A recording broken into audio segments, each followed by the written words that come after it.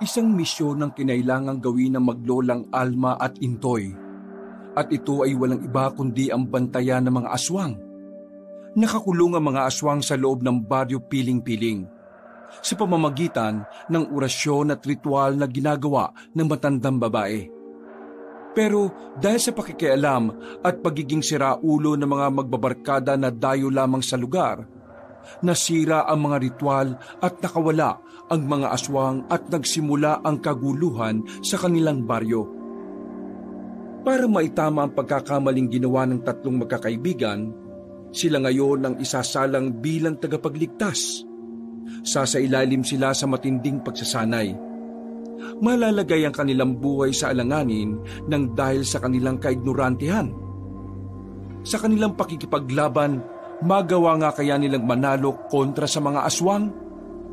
Gayong hindi nila alam kung gaano nga ba kabangis ang mga yon. Magawa nga kaya nilang manalo sa pangil na mga halimaw? O baka bilang kabayaran sa kanilang kasalanan, mga buhay na rin nila mismo ang magiging kapalit.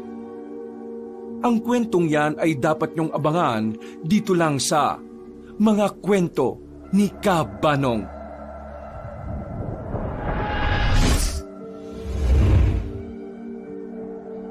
Nasa kalagitnaan ng biyahe ang magbabarkada papunta sa bahay ng kaibigan nilang si Jamba. Ito ang unang araw ng kanilang bakasyon mula sa pag-aaral. Nasa ika-4 na baitang na sila sa kolehiyo. 1 taon na lang ay makakapagtapos na sila.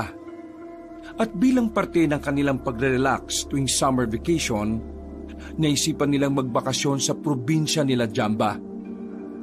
Hindi naman talaga taga-probinsya ang pamilya ni Jamba. Ang lola lamang ng binata ang taga roon na matagal na rin namang wala. Bumabalik-balik lamang sila roon dahil nga naiwan doon ang pinatayong bahay. O Jamba, siguraduhin mo lang na alam ito ng mama at papa mo ha. Baka mamaya ireklamo tayo ng mismong parents mo ng trespassing. Di ba naman kayo? Malamang alam nila to, no? Ang sabi pa nga sa akin ni Papa mas maganda ngang tumira tayo doon para kahit na papaano natitirhan yun. Kung sa bagay, ang sabi sa akin ni Papa noon, kapag ang bahay daw hindi natitiran, mga kakaibang elemento raw ang tumitira doon Oo, agree ako pare. Kasi alam mo bang yung bahay namin sa Laguna, naabandon na yun mula nang mag-asawa ng ibang tatay ko. Tapos nung tirhan na namin ulit, parang nakakaramdam na kami ng mga negatibong energy. Negatibong energy? Gaya ng alin? Gaya ng utot? Seryoso ko, Jamba. Makinig ka sa amin. Totoo mga ito. Kaya nga yung bahay ninyo, dapat laging tinatauhan. Kung ayaw mong maniwala wala naman kaming problema. Kami ni Carlo, nagsasabi lang kami sa iyo, no? Kasi alam mo naman noon pa man, kaming dalawa na ang lagi nakakaranas ng mga paranormal, di ba? Kaya ganyan niya si Jambe. Hindi pa kasi nakakakita ng kung ano-anong nakakatakot yan. Tingnan mo, kapag siya mismo nakaranas, baka mapahipa siya sa short niyan. Di, dapat nag-diaper na pala siya. Ay naku, sige, asarin niyo ako. Ibabangga ko to. Nanahimik ang dalawa nang maalalang si Jamba nga pala ang nagmamaneho ng kanilang sinasakyan. Iniba na lamang nila ang kanilang usapan. Nang sa ganon, ay mabura na ang inis ni Jamba sa kanilang dalawa. Teka, maiba tayo Jamba. Naalala mo ba yung tropa natin nung high school, si Jed? Oh, sino ba yun? Tropa natin nung high school, yung maangas, nambubuli. Yung kinaibigan natin dati para hindi tayo awayin ng kabilang section. Si Jedson. Oo, tumpak, yun nga. Uy, bakit? Anong nangyari sa kanya? Ayun, patay na. Ha? Patay na? Bakit? Anong kinamatay? Nabalitaan lang din namin kahapon sa common friend natin. Ang sabi sa amin umuwi daw yun ng probinsya last year. Tapos, ayun, pinatay. Napapreno ng malakas si Jamba. Mabuti na lamang ay wala silang kasunod dahil kung hindi, baka nabangga na sila. Ano ka ba? Bakit ka ba nagpreno? Jamba, maayos ka ha. Mahal ko pa buhay ko ha. Pinatay? Bakit siya pinatay? Hindi namin alam kung bakit, basta pinatay siya. Pero may nalaman ako kahapon. Ang sabi, pinatay daw siya ng mga aswang. Huh? Ng aswang? Oo, ng aswang. Nang dumating daw kasi si Jet sa probinsya nila, parang naging alalay siya ng isang albularyo doon. Siguro gumanti yung mga aswang, pinatay din siya. Pati yung albularyo sinama. Sabay sila. Nakakilabot nga pre, di ba? Nilapa raw ang laman loob. Kasi nung dinala sa morgue, abay, hindi na nahirapan yung mga nag-imbalsa mo eh. As in, wala na silang inalis na laman loob. Simot daw eh. Kahit daw yung mga mata, wala. Pandarin mo na nga ulit yan. Inilibutan ako kapag naaalala ko eh. Sige na, pandarin mo na yung makina. Aswang ang pumatay sa kanya? Seryoso ba kayo? Haka-haka pa lang naman yun. Pero malaki kasi ang posibilidad. Ganon din kasi ang ginawa sa albularyo eh. At mismong pamilya na rin naman ni Jed ang nagsabi. Pero siyempre, ang sasabihin ng mga pulis, tao lang ang gumawa nun. Wala naman kasing naniniwala sa aswang eh. Kahit nga ikaw eh, di ba Jamba? Hindi nakapagsalita si Jamba. Pero naramdaman ng dalawa na parang nangamba na naman ito. Sa kanilang tatlo kasi, si Jamba kasi talaga ang medyo matatakotin sa kanila. Kunwari lang naman itong hindi naniniwala sa mga paranormal. Pero ang totoo, paraan niya lamang yon para hindi na mapag-usapan ang ganoong klase ng bagay. Nanahimik na sila sa mga sandaling yon. Hindi na nila muling binuksan pa ang mga usaping may kinalaman sa katatakutan. Nakaramdam na rin naman kasi si Carlo at Kiko, kaya naman mas pinili na lamang nilang manahimik at panoorin ang kanilang dinaraanan. Makalipas ang ilang minuto, nakapasok na sila sa isang baryo. Ayon kay Jamba, kailangan nilang daanan yon para makarating sila sa bandang dulo. Naroon daw kasi nakatirik ang bahay nila. Bakit parang wala namang gaanong bahay dito? Yung sabi ni Papa sa akin, nagkaroon daw kasi ng sunog dito dati. Yung ibang residente, napilitan ng umalis noon nang mag-offer sa kanila ng bagong bayang lokal. Kaya ayan, ang mga nandito na lang din siguro eh, yung mga hindi naman taga rito talaga. Parang tumira na lang basta. Pero in fairness kahit sa probinsya, magaganda ang bahay. Puro bato eh oh. Akala ko kasi kapag ganitong lugar parang makakawayan lang ang bahay. May mga ganun pa rin naman, pero hindi sa parting to. Parang sa kabilang parte yata yun. Nang marating na nila ang bahay, tumigil na muna sila sa tapat. Pinagtulungan nilang itulak ang gate. Medyo natagalan sila dahil nakabaon na ang bakal sa lupa. Nang mabukan na nila ng bahagya, ay ipinasok na rin nila ang sasakyan. Grabe, talagang napabayaan itong bahay niyo Tingnan mo yung bakuran ang daming kalat. Huwag ka nang magreklamo dyan. Tayo rin naman ang lilinis ng mga yan Ang bira naman Bisita kami dito Dapat ikaw maglinis niyan. Oo nga, ito talaga si Jamba, walang kwentang kaibigan Dami niyong sinasabi. Bitbitin na natin yung mga damit natin. Tara na nga. Agad na silang pumasok sa loob at isinalansa ng mga gamit nila. Pagkatapos, inisa-isa nilang check-in ang mga kwarto. May 3 kwarto doon. Kanya-kanya sila ng pili. Pagsapit ng kinagabihan, nagluto na rin sila ng kanilang makakain. Dakong 9:00 na sila nakakain. Nagturuan pa kung sino ang maghuhugas ng pinggan. Pero kalaunan ay si Carlo na lang din ang gumawa. Nang nakatambay na sila sa bakuran habang tumutungga ng alak na kanilang nabili, isang matandang babae ang tumigil sa harapan ng bakuran. Nagkatinginan sila sa pagtataka. Hindi kasi nila alam kung bakit tumitig sa kanila ang matandang yon. Hindi rin naman kasi yon kilala ni Jamba. Tumayo ang lalaking si Carlo at ito na mismo ang nagkusang loob. Magandang gabi po sa inyo, Ale. Ano po ang kailangan nyo? Tumingin na muna sa kanya ng makahulugan ng Ale. Para bang kinikilala siya nito. Sino kayo? Ako po si Carlo. At sila... Wala akong pakialam sa pangalan mo. Ang gusto kong malaman ay kung sino kayo. Mga taga Maynila po kami. Nandito lang po kami para magbakasyon. Yung po si Jamba, sila po ang may-ari ng bahay na ito. Hindi na rin nakapagpigil pa ang dalawang binata at saka lumapit na rin ang mga yon. Bakit? Ano po bang problema?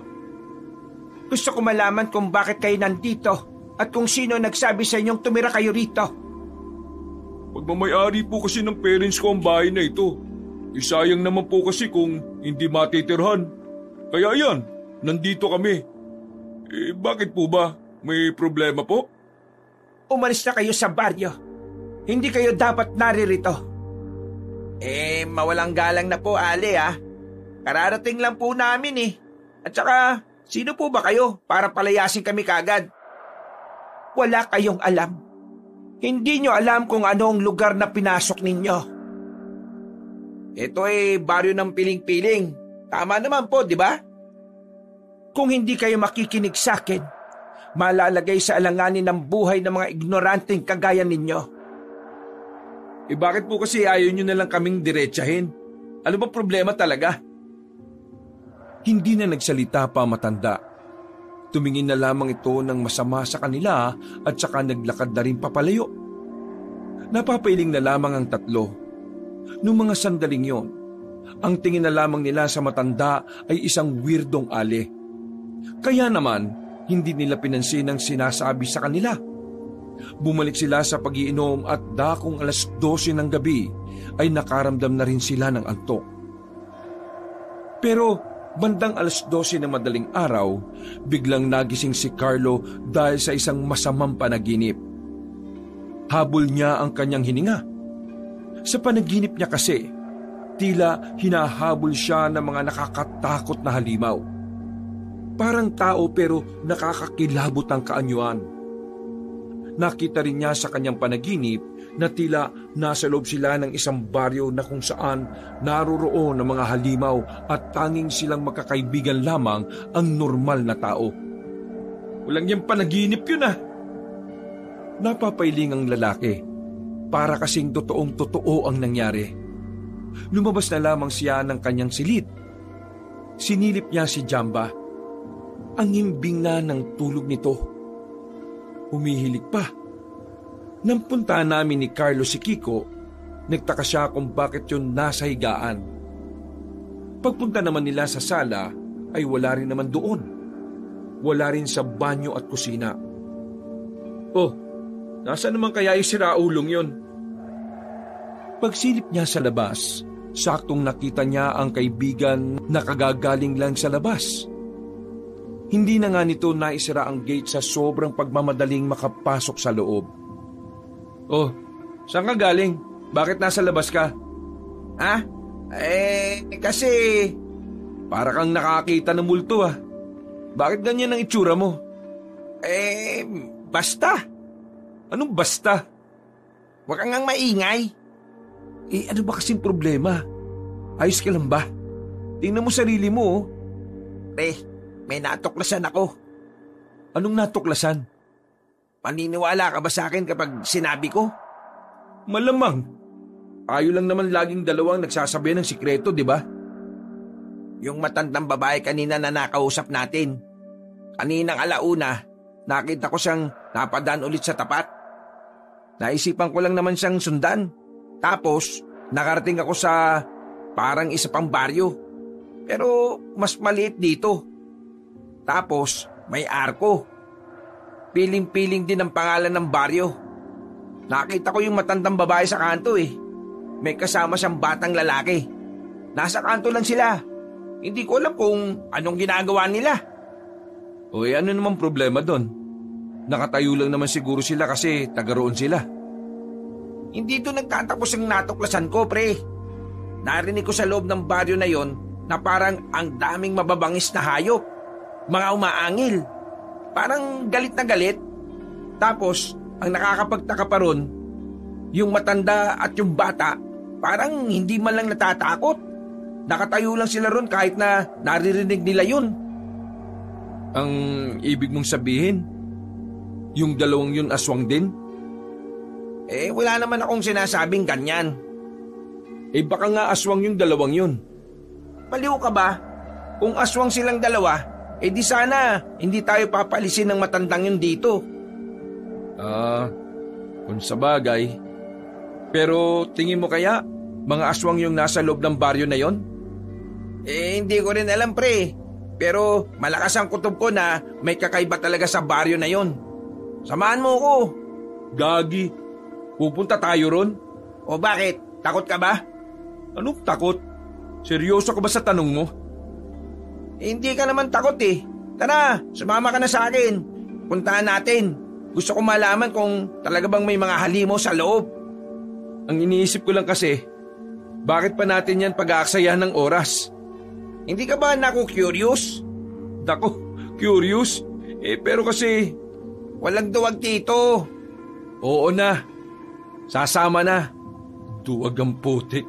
Sampalin ko mukha mo dyan Gisingin natin si Jamba para sumama. Para malaman niya na baka totoo nga ang mga aswang. Wag na. Hayaan mo na. Baka mamaya mabulilyaso pa tayo dahil sa tukmol na yon. Sige. Tara na nga. Umalis sila ng bahay ng oras na yon. Habang naglalakad sila sa madilim na daan, hindi maiwasan ni Carlo na kabahan. Kahit na naniniwala naman siya sa mga aswang, naroon pa rin talaga ang kaisipan na sana hindi aswang ang mga narinig ni Kiko. Aminado siyang kinakabahan din. Butid niya kasi kung gaano kabangis ang mga nilalang na yon. Ilang beses na kasi siyang nakapagbasa at nakapanood ng mga tungkol doon. Sandali lang. Gilid muna tayo.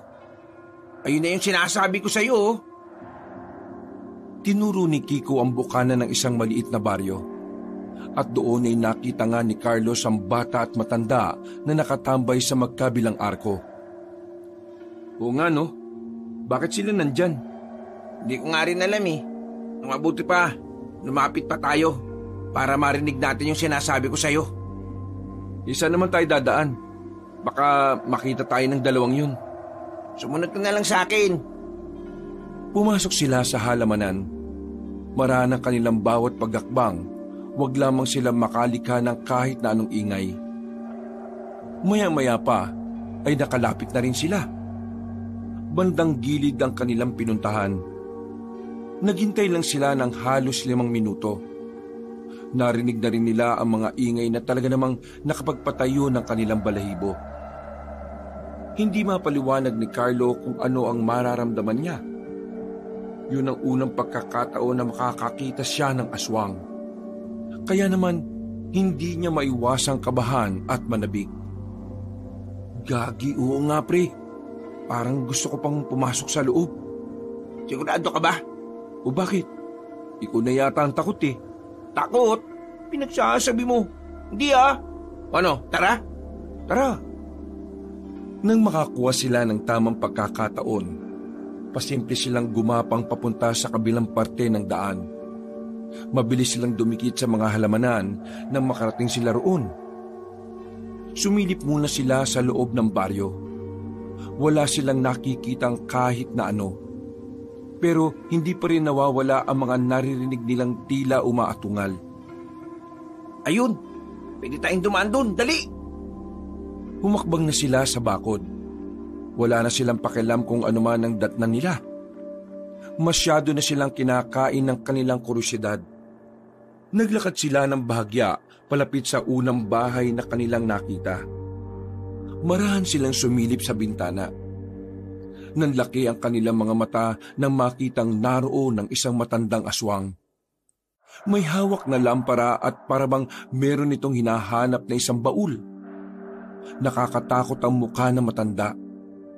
Nakikita pa nila ang pagtulo ng laway nito. At ang pinaka napansin nilang dalawa ay ang kilos nito na parabang nangihina. Ganyan palang itsura ng mga aswang. Nakakatakot. Siguro, ganyan na ganyan siguro yung umatake kay Jed at sa kasama niyang albularyo. Siguro nga. Pero pre, mukhang kailangan na nating umalis dito. Baka mamaya may makakita na sa atin dito eh. Mukhang tama ka nga. Tara! Palis na sana sila pero nakita nilang may paparating na 2 pang aswang. Gumagapang ang mga yon. Pero ang mabuti na lang, hindi sila nito nakita. Ang ginawa nila, mabilis silang tumungo sa silong ng bahay. Tinakpan nila ang bibig nila para hindi sila makalika ng kahit na anong ingay. Nang makita nilang papalapit na sa harap nila ang 2 aswang, hinabaan nila ang kanilang paghinga. Nakahinga lang sila ng maluwag nang makitang dumiretso na ang mga aswang. Muntikan na tayo doon, pre. Mag-ingat tayo. Bilisan lang natin. Anong bilisan? Paano kung may maapakan tayo dyan? Kapag narinig tayo ng mga aswang, siguradong hahabulin niyan tayo hanggang bahay. Bahala ka nga. Kung gusto mong babagal-bagal ka, tara na. Nauna nang lumabas sa silong si Kiko. Lumingon-lingon muna sila sa gilid-gilid. Nang mapagtanto nilang wala nang makakakita sa kanila, mabilis na tumakbo si Kiko patungo sa dinaraanan nila. Naiwan si Carlo. Nang tangkay na sana ng binata na sumunod, bigla naman itong nakarinig ng aswang na paparating. Ano ka ba? Bilisan mo! Paglingon ni Carlo, nakita niya ang isang aswang na kararating lang. Mabilis siyang pumasok sa ilalim ng silong. Pinagpapawisan siya ng malamig. Sobrang bilis din ng tibok ng kanyang puso. Mas lalo pa siyang kinabahan nang sumilip sa silong ang aswang. Buong akala ni Carlo ay nakita siya ng aswang na yon. Buti na lang ay umalis na rin kaagad. Hindi niya alam kung anong nangyari at bakit hindi siya ginapang sa ilalim. Pero ipinagpasalamat na lamang niya na walang nangyaring masama sa kanya. Nagmamadali siyang makaalis sa kanyang kinalalagyan nang maramdamang wala na ang kanyang kinatatakutan. Mabilis niyang tinungo kung saan si Kiko.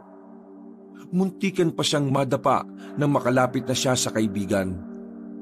Natataranta silang humakbang sa bakod. Paalis na sana sila pero laking gulat nila nang biglang nasa harapan na nila ang matandang si Alma. Masama ang tingin nito sa kanila. Bagay na nagdulot sa kanila ng kaba.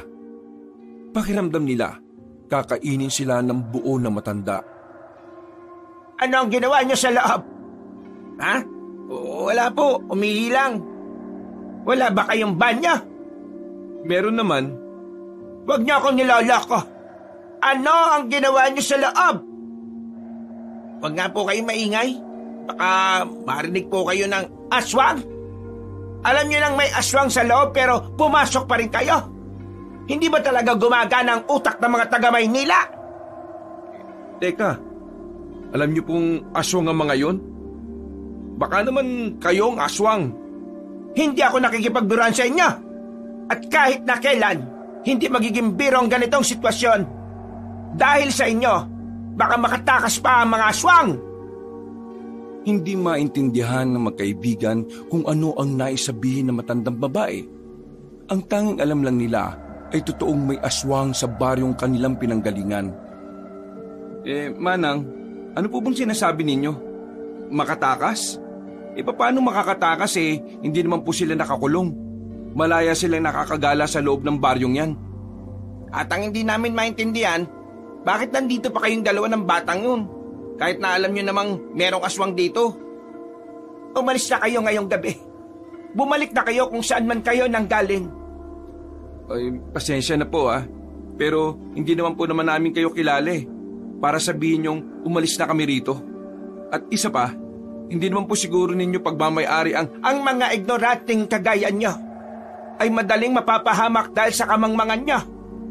Kung ayaw nyong sundin ang sinasabi ko, wag na wag kayong makikialam sa kung ano man ang meron sa baryong ito. Dahil kung hindi, baka ito pa ang ikamatay ninyo. Naintindihan niyo ba ako? Hindi po Rico, bakit ka ba nananampal? Layas! Pero lumayas na kayo rito ngayon din! Bago pa tuluyang sumabog sa galit ang matandang babae, ay nagmamadali ng makaalis si Carlo at Kiko roon. Nakahawak pa sa pisngi ang binata dahil ramdam na ramdam pa rin niya ang makalyong palad na matanda. Lokong matanda yun ah. Lakas manampal ah. Pre, ano kayang meron? Bakit ayaw niya tayong makialam dun? Bakit? Pagmamay-ari ba niya yung mga aswang? Malakas talaga pakiramdam ko na may kakaibang nalalaman na matandang yun eh. Yun ang dapat nating malaman. Dapat nating malaman? Bakit dapat? Ibig sabihin, interesado ka pa talagang ipagpatuloy to? Eh bakit naman hindi? Hindi ka ba naku-curious? Naku, bahala ka nga sa buhay mo. Kapag tayo napahamak sa ginagawa mo, kasalanan mo to ha. Hindi ka ba nai-excite? Kapag napatunayan natin sa ibang tao na talagang totoo ang mga aswang, sisikat tayo pre. Sikatin mo mukha mo. Balikan na lang natin si Jamba. Nauna nang naglakad ang binatang si Carlo. Pagbalik nila sa bahay ay masarap pa rin ang tulog ni Jamba. Sa kabila ng kanilang mga natuklasan, nagawa pa rin nilang makabalik sa tulog. Kinaumagahan, tulala ang dalawa sa harapan ng hapagkainan. Nakatitig lang ang mga ito sa inilulutong agahan ni Jamba. Napansin naman ito ni Jamba kaya hindi na nakatiis ang lalaki. Tinanong na niya ang dalawa. May problema ba kayong dalawa? Ang tahimik niyo ah. Tulala rin kayo. Ano ba nangyari? Nagsuntukan ba kayo? Kung nagsuntukan kaming dalawa, eh di sana basag ang mukha nito. Eh ano nga? Bakit para kayong lutang? Wala naman. Bakit? Masama bang tumulala? Oo, lalo na kung mukha kayong sabog. Ay naku, kumain na nga kayo. Ano, susubuan ko pa kayo? Opo, Daddy. Subuan mo po ako, please. Uy, diri ka, umayos ka nga. Kumain na lamang ang tatlo. Noong mga sandaling yon, hindi malaman ni Carlo at Kiko kung sasabihin ba nila kay Jamba kung anuman ang kanilang natuklasan. Alam kasi nilang matatakotin ang kaibigan nila. Kaya kahit na papaano, iniisip pa rin nila ang magiging reaksyon nito. Isa pa, ayaw na rin nilang masira ang kanilang pagbabakasyon. Dakong 8:00 ng umaga, umalis sila ng bahay dala ang mga gamit nila sa pamumundok. Sisimulan na nila ang hiking na napag-usapan ng mga nasa Maynila pa sila. Sigurado kang magandang view yung mapupuntahan natin? Kapag hindi, baka ilaglag kita sa bangin ha? Oo, maganda to. Ang sabi kasi sa akin ng pinsan ko, noong narito pa sila sa probinsyang to, dito sa pupuntahan natin sila madalas mag-camping. Ang ganda raw kasi ng view. Eh, hindi ba naman delikado? Sa tanong na yun ni Carlo, ay nakuha kagad ni Kiko ang nais nitong ipahiwatig. Nakakatinginan silang dalawa ni Kiko na kapwa aswang ang nasa isip. Hindi naman delikado. Hindi naman to gaya sa Maynila na sobrang daming adik. Hindi naman kasi adik ang tinutukoy namin eh. Uy, ano ka ba? Anong pinagsasabi mo? Di ano pala?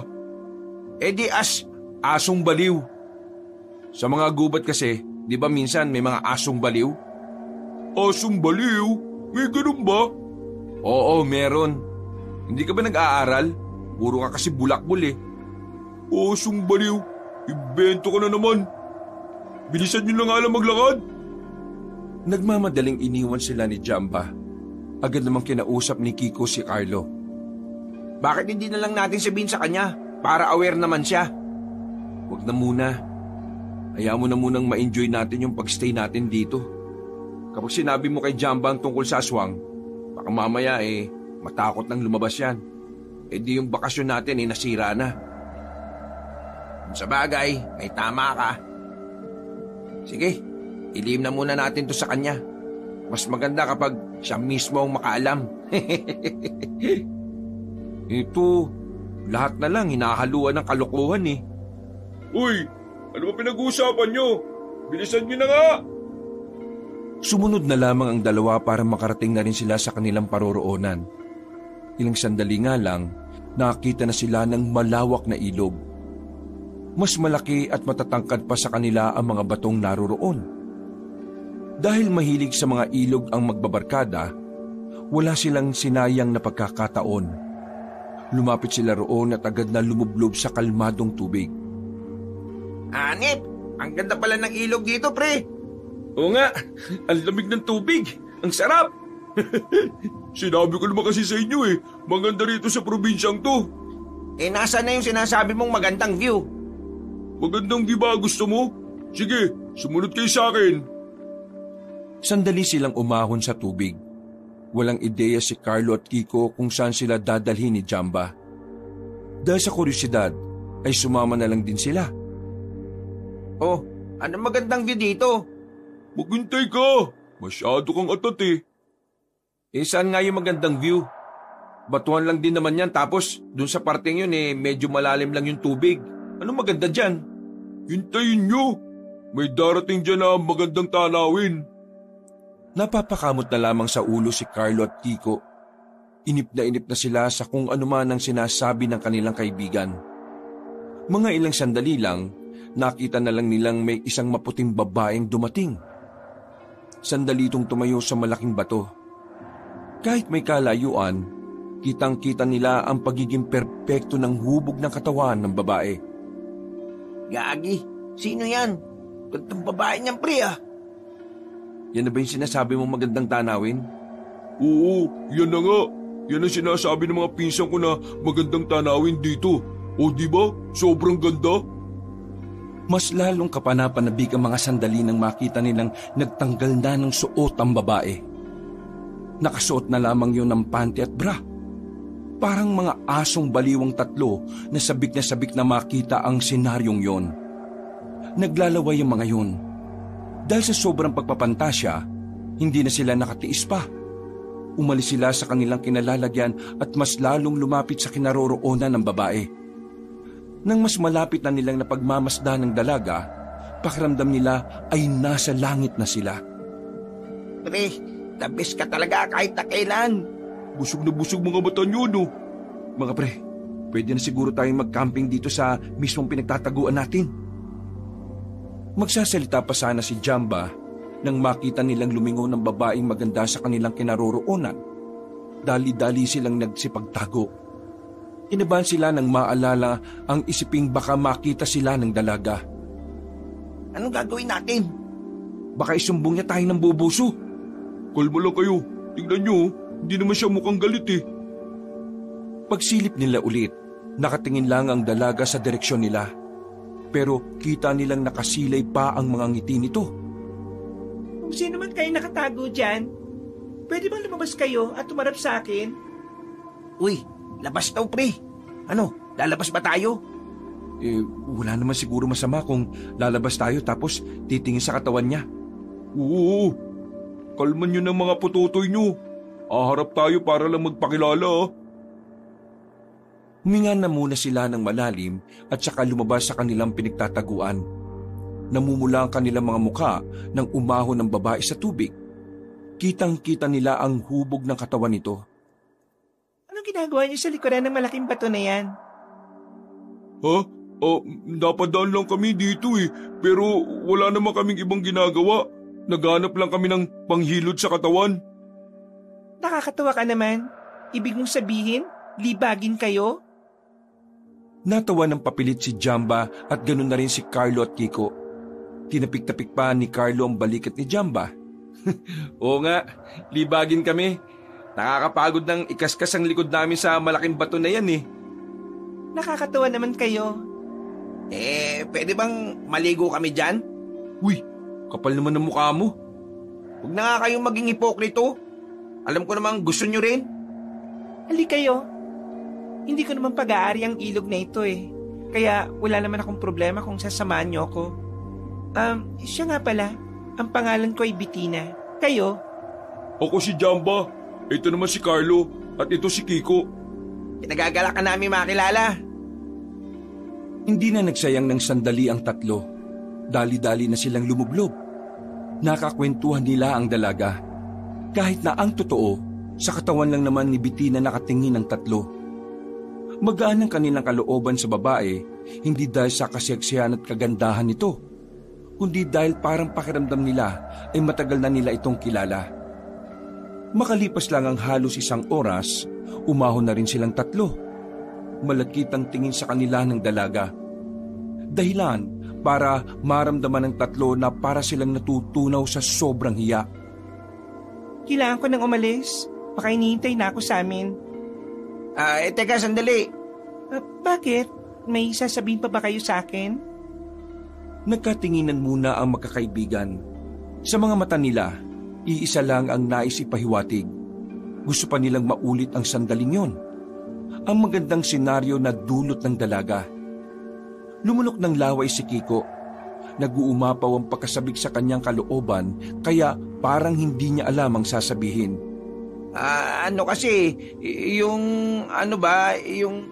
Pwede ka ba namin makasama ulit dito? Oo naman, kahit araw-araw pa. Nag-iwan ng nakakaloko at nakakaakit na tingin ng dalaga bago umalis. Kahit nabasang-basa ng tubig, pakiramdam nila ay nag-init ang kanilang katawan. Nakatulala lamang ang tatlo habang pinagmamasdan ng babae na naglalakad papalayo. Mga pre, mukhang mas magiging maganda talaga ang bakasyon natin dito Malapad ang ngiti ng tatlo. Para silang tumama sa loto. Sa buong buhay nila, yun ang unang pagkakataon na tinablan sila ng malala. At ang mas nakakapanabik pa para sa kanila, sa isang probinsya pa sila tinamaan. Lumipas pa ang ilang araw. Tuluyan na ngang nawala sa utak ni Carlo at Kiko ang tungkol sa aswang. Nalulung sila sa kakaisip at pakikisama sa dalaga. Mula kasi nang makilala nila ang babaeng si Bettina, doon na lamang natuon ang kanilang atensyon. Bagay na nakabuti naman sa kanila. Dahil kahit na papaano, nakakaiwas sila sa maaaring panganib na dulot ng mga aswang. Kanina pa tayo rito pero wala pa rin si Bettina. Pupunta pa ba siya? Maghintay ka nga. Baka kasi may dinaanan pa. Ewan ko ba nga mga pre, parang hindi na kumpleto yung araw ko kapag hindi ko siya nakikita. Ano pa kaya ako? Kala niyo ba kayo lang? Ako rin no? Sabay-sabay silang napalingon sa gilid ng dumating na ang dalaga.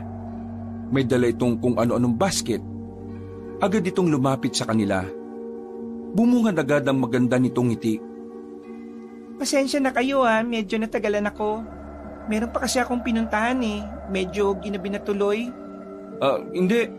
Ayos lang naman. Kahit taabutin kami ng madaling araw dito, handa kami maghintay para sa'yo.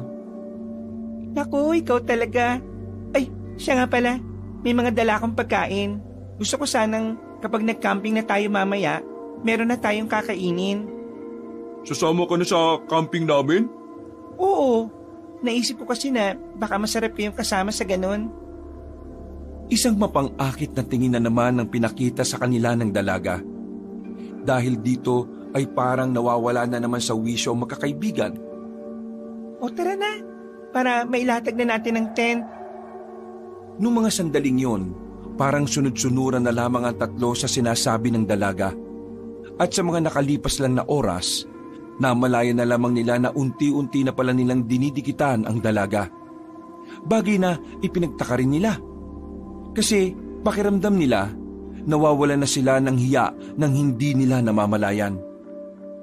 Alam kong gusto niyo akong tatlo, tama ba? Sa tanong na yon, biglang tila natauhan ng magkakaibigan. Namula ang kanilang muka. Kung mas maliwanag lang sana, makikita sana ni Bettina ang malakamatis nilang pamumula. Wala namang masama Gusto ko lang na maging tapat kayo sa nararamdaman niyo.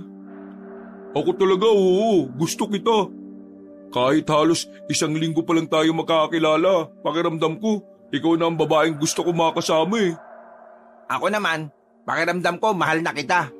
Hindi ko maipaliwanag, basta ganun. Papayagan mo ba kaming manligaw sa'yo? Sandaling napaisip ang dalaga. Napapangiti lamang ito na parabang kinikilig. Kumindat pa ito sa kanila. Bagay na lalong nagdulot ng kakaiba sa kanilang tatlo. Papayagan ko kayo manligaw sa akin sa isang kondisyon. Kondisyon? Sige, anong kondisyon? Sabihin mo sa amin, kahit ano gagawin namin yan. May ipapahanap akong bagay sa inyo. At kapag nakumpleto niyo yon, papayagan ko na kayo manligaw sa akin. Ano naman yung bagay na yan? Bagay naman tayo, di ba? Kung kordi mo naman bumanat, banata kita dyan eh. Kailangan niyong ibigay sa akin ng selyo di kawayan. Selyo di kawayan? Ano naman yun? Maliit na kawayan. May nakalagay na pulang tela sa dulo at nakabaon sa lupa. Kailangan niyo makuha ang mga yon. Hindi niyo kailangan magparamihan. Basta makuha niyo lang ang lahat ng pinapakuha ko. Papayagan ko na kayo manligaw sa akin. Kailangan niyong galingan ha? Kasi hindi niyo alam. Baka pare-pareho ko kayong saguting 3. Hindi naman ako papayag na magiging kahati ko tong 2 tukmol na ito. O lalo naman ako, no? Ayaw kong 4 tayo sa kama, no? Bago kayo magtalo, isipin muna natin kung saan makukuha yung selyo di kawayan na yun. Teka, Bitina. Saan nga ba namin makukuha yung sinasabi mo? Sa lumang baryo na malapit lang dito. Ang baryo na kung saan matagal lang naghuhumiyaw ng kalayaan. Ha? Wala. Ang ibig kong sabihin, ang baryong yon ay matatagpuan nyo lang din dito. Malapit lang. Pag uwi nyo, madadaanan nyo rin. Napatango na lamang ang magkakaibigan. Nagpatuloy ang kanilang pakikipag-usap sa dalaga. Sa mga sumunod na sandali, ay mas lalong naging maharot ang 3 binata. Pero kahit na anong gawin nilang pagpapahaging, wala silang mapala. Masyadong mailap ang babae. Kaya naman, mas lalo naman silang natakam sa dalaga. Natapos na lamang ang kanilang camping, hindi man lang sila nakaisa. Isang malaking panghihinayang na naman ang kanilang nararamdaman. Hinatid nila ang dalaga palabas sa ilog. Habang naglalakad papalayo si Bitina, malinaw pa sa kanilang paningin ang kaseksihan ng babae. Sus, Mariusip naman! Kahit papalayo na, ang sarap pa rin niyang pagmasdan. Ang mabuti pa, simulan na nating hanapin yung selyo di kawayan na yan. Nang sa gano'n naman malaman na natin kung sino talaga ang karapat-dapat para kay Bitina. Sus, kung makapagsalita, kala mo naman siya yung sasagutin. Tama si Carlo, kumilos na tayo. Iniligpit na rin nila ang kanilang tent at mga gamit. Mabilis silang umalis sa ilog. Agad nilang tinungo ang baryo na lagi nilang nadadaanan. Ang baryo na kung saan nila natuklasan ang tungkol sa mga aswang. Ano? Hindi pa rin ba natin sasabihin sa kanya? Nandito na tayo, yo. Wag na. Hayaan mo siyang makatuklas. Kapag sinabi natin ngayon, baka gumawa na naman ng problema yan. Kailangan natin siya para mas madali nating mahanap yung pinapahanap sa atin ni Bitina. Uy, pinag-uusapan niyo na naman ba ako? Hindi ah. Sino ka ba para pag-usapan namin? Lagi na lang kayo nagbubulungan eh. Huwag mo kaming intindihin, no? Usapan lang to ng mga matatalino. Napapakamot na lamang ang lalaking si Jamba. Hindi na lamang sila nagdaldalan nang makalapit na rin sila sa baryo. Sa bandang likuran sila dumaan. Kaya naman kampante si Kiko at Carlo na hindi sila makikita ni Aling Alma. Nagtungo sila sa gilid-gilid. Sa kanilang pagtsatsaga, meron na silang nakitang maikli at payat na kawayan. Meron yung kulay pulang tela sa dulo. Kaya naman nakakasiguro silang yun na nga ang kanilang hinahanap. Ayos! Nakakaisa na tayo mga pre! Nakakasiguro ako na nandito lang din ang iba. Dali! Dali! Mabilis nilang nilibot ang paligid. Ilang minuto lang, nadagdagan na nila ng 2 pa ang hawak nilang selyo di kawayan. Sa puntong ito, mas lalong ginanahan ng magkakaibigan. Hanggang sa hindi na nila namamalayan na nasa loob na pala sila ng baryo ng mga aswang. Teka, tama pa ba itong dinadaanan natin? Kahit na mali, basta makakuha natin yung mga selyo di kawayan. Yun lang naman ang mahalaga ngayon eh. Kung ayaw mo, edi kami na lang ni Carlo. Baliw ka ba? Ano, kayo lang makikinabang? Gusto ko rin makatikim ng magandang kalidad na tahong, no? Napatigil sila sa kanilang paglalakad nang makaramdam sila ng mga kaluskos. Nakatingin na agad si Carlo at Kiko. Para bang alam na kagad nila kung ano yon. Pero nanatili silang walang kibo tungkol sa bagay na yon. Narinig niyo ba yun? Ang alin? Wala naman ah. May kaluskos. Wala talaga kayong naririnig? Bigi ba kayo?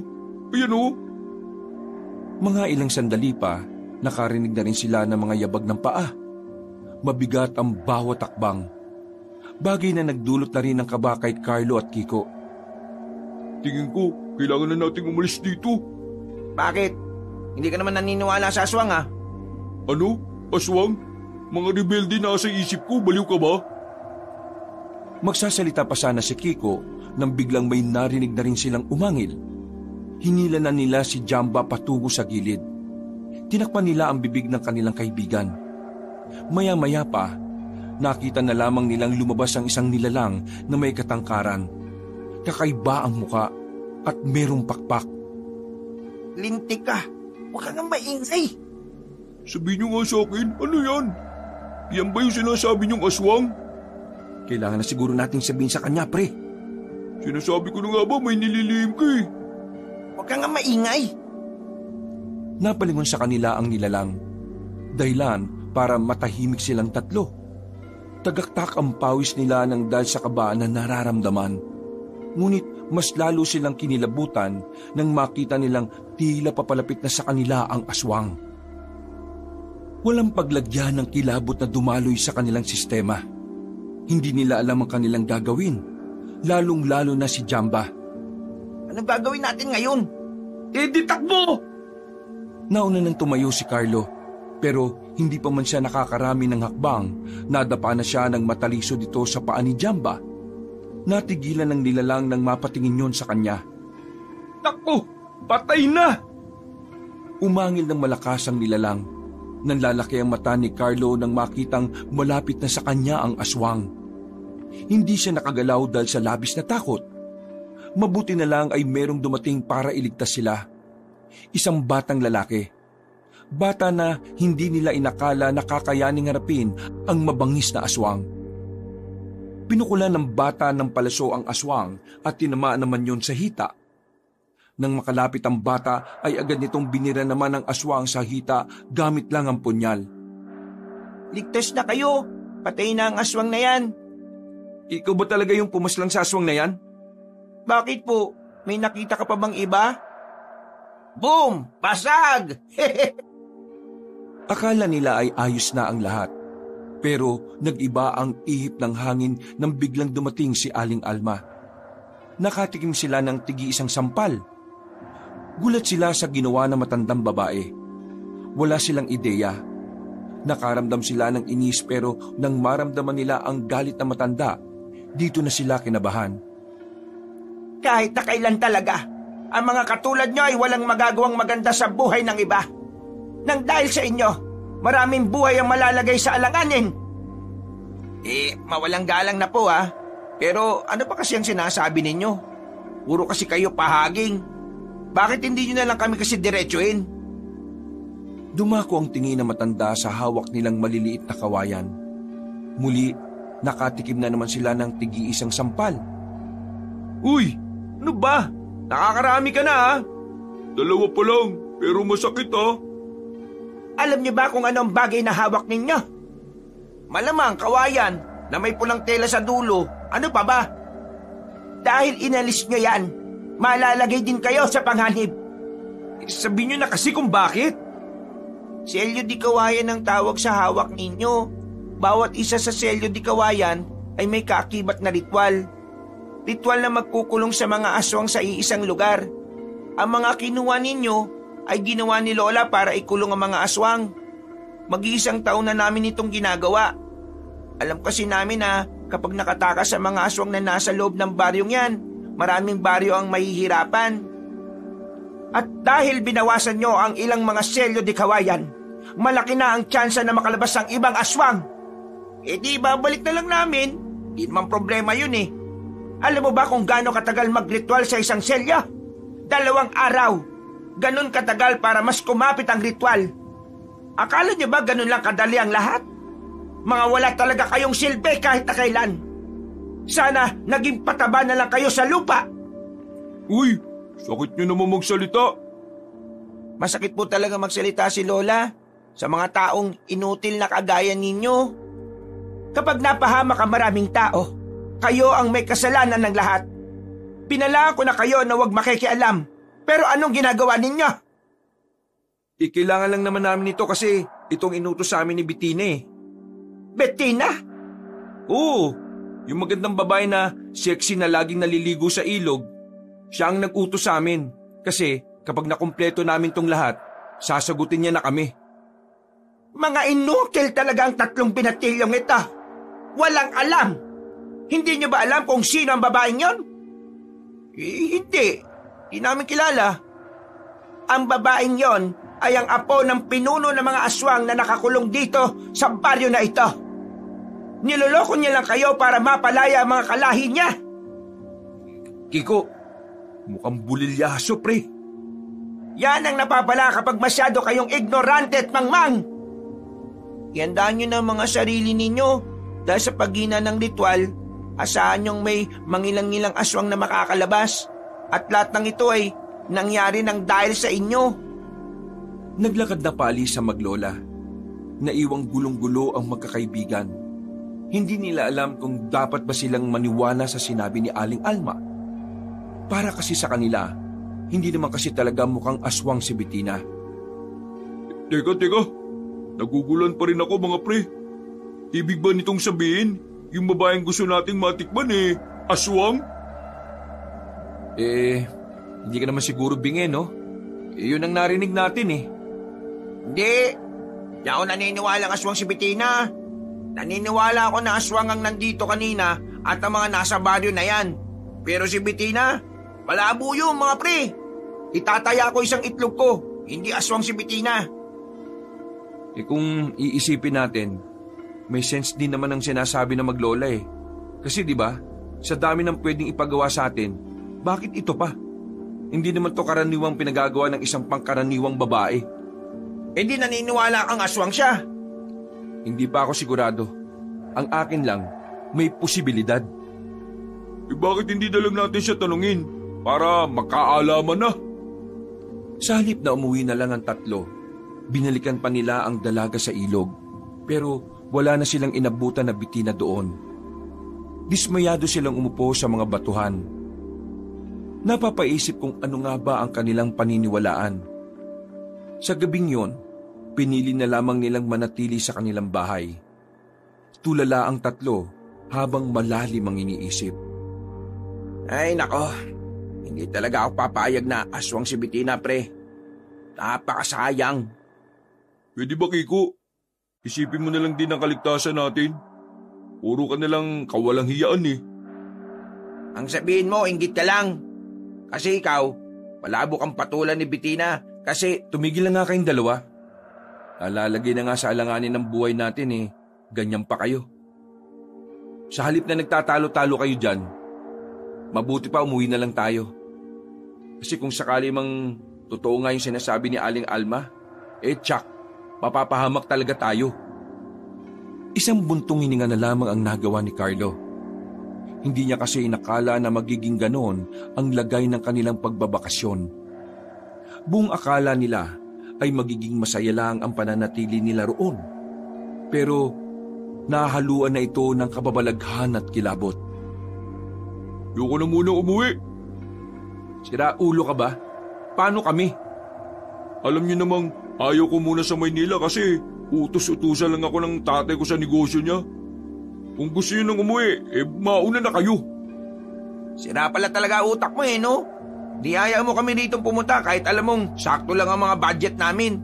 Kasi sabi mo, ikaw ang bahala sa amin pabalik kasi nga may sasakyang kandala. Tapos kayo paunahin mo kami.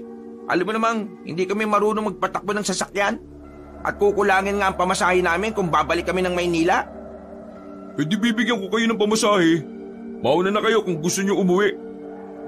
Hinawakan ni Carlo sa magkabilang balikat si Jamba at itinulak padikit sa dingding. Hoy, trippings ka ba? Binabata-bata mo yata kami. Kung palasin mo kami parang kung sino ka. Tulig ka rin pala no? Di ba gusto niyo nang umalis? Hindi ko naman kayo pinapaalis Kung aalis kami, sumama ka. Magtigil ka sa pag-iinarte mo kung hindi nga ako aalis, dapat hindi rin kayo aalis. Bakit ba kasi kayo natatakot sa aswang? Aba, yabang oh. Hindi ba lagi niyo akong inaasar at tinatakot? O ito, hindi na ako natatakot. Pero parang kayo naman ang natatakot dyan.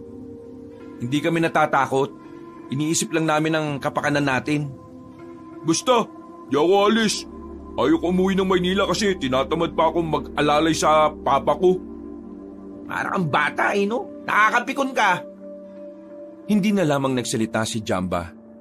Kinabukasan ng umaga, lumabas si Carlo para humanap ng mabibilhan ng karne. Ubus na rin kasi ang nakastak nila. Noong mga sandaling yon, medyo hindi mapalagay ang kalooban ng binata. Hindi niya kasi maintindihan kung ano ang kanyang nararamdaman.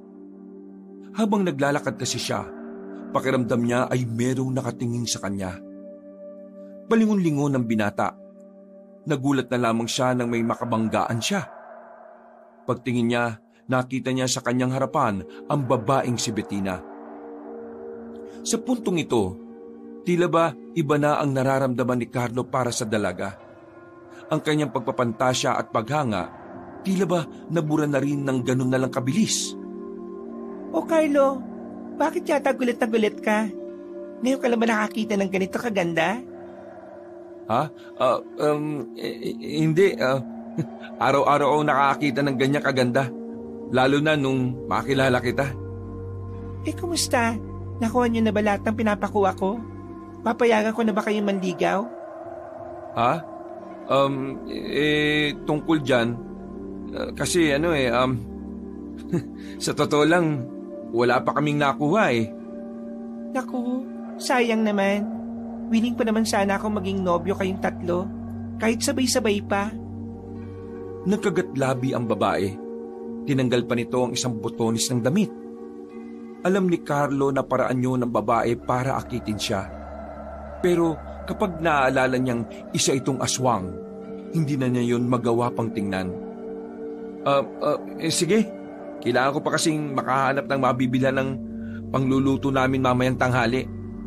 Teka sandali. Ha? Bakit? Akmang hahalikan siya ng dalaga pero siya na mismo ang umiwas. Alam niya kasi na kapag pinatulan niya yon, katapusan na ng katinuan niya.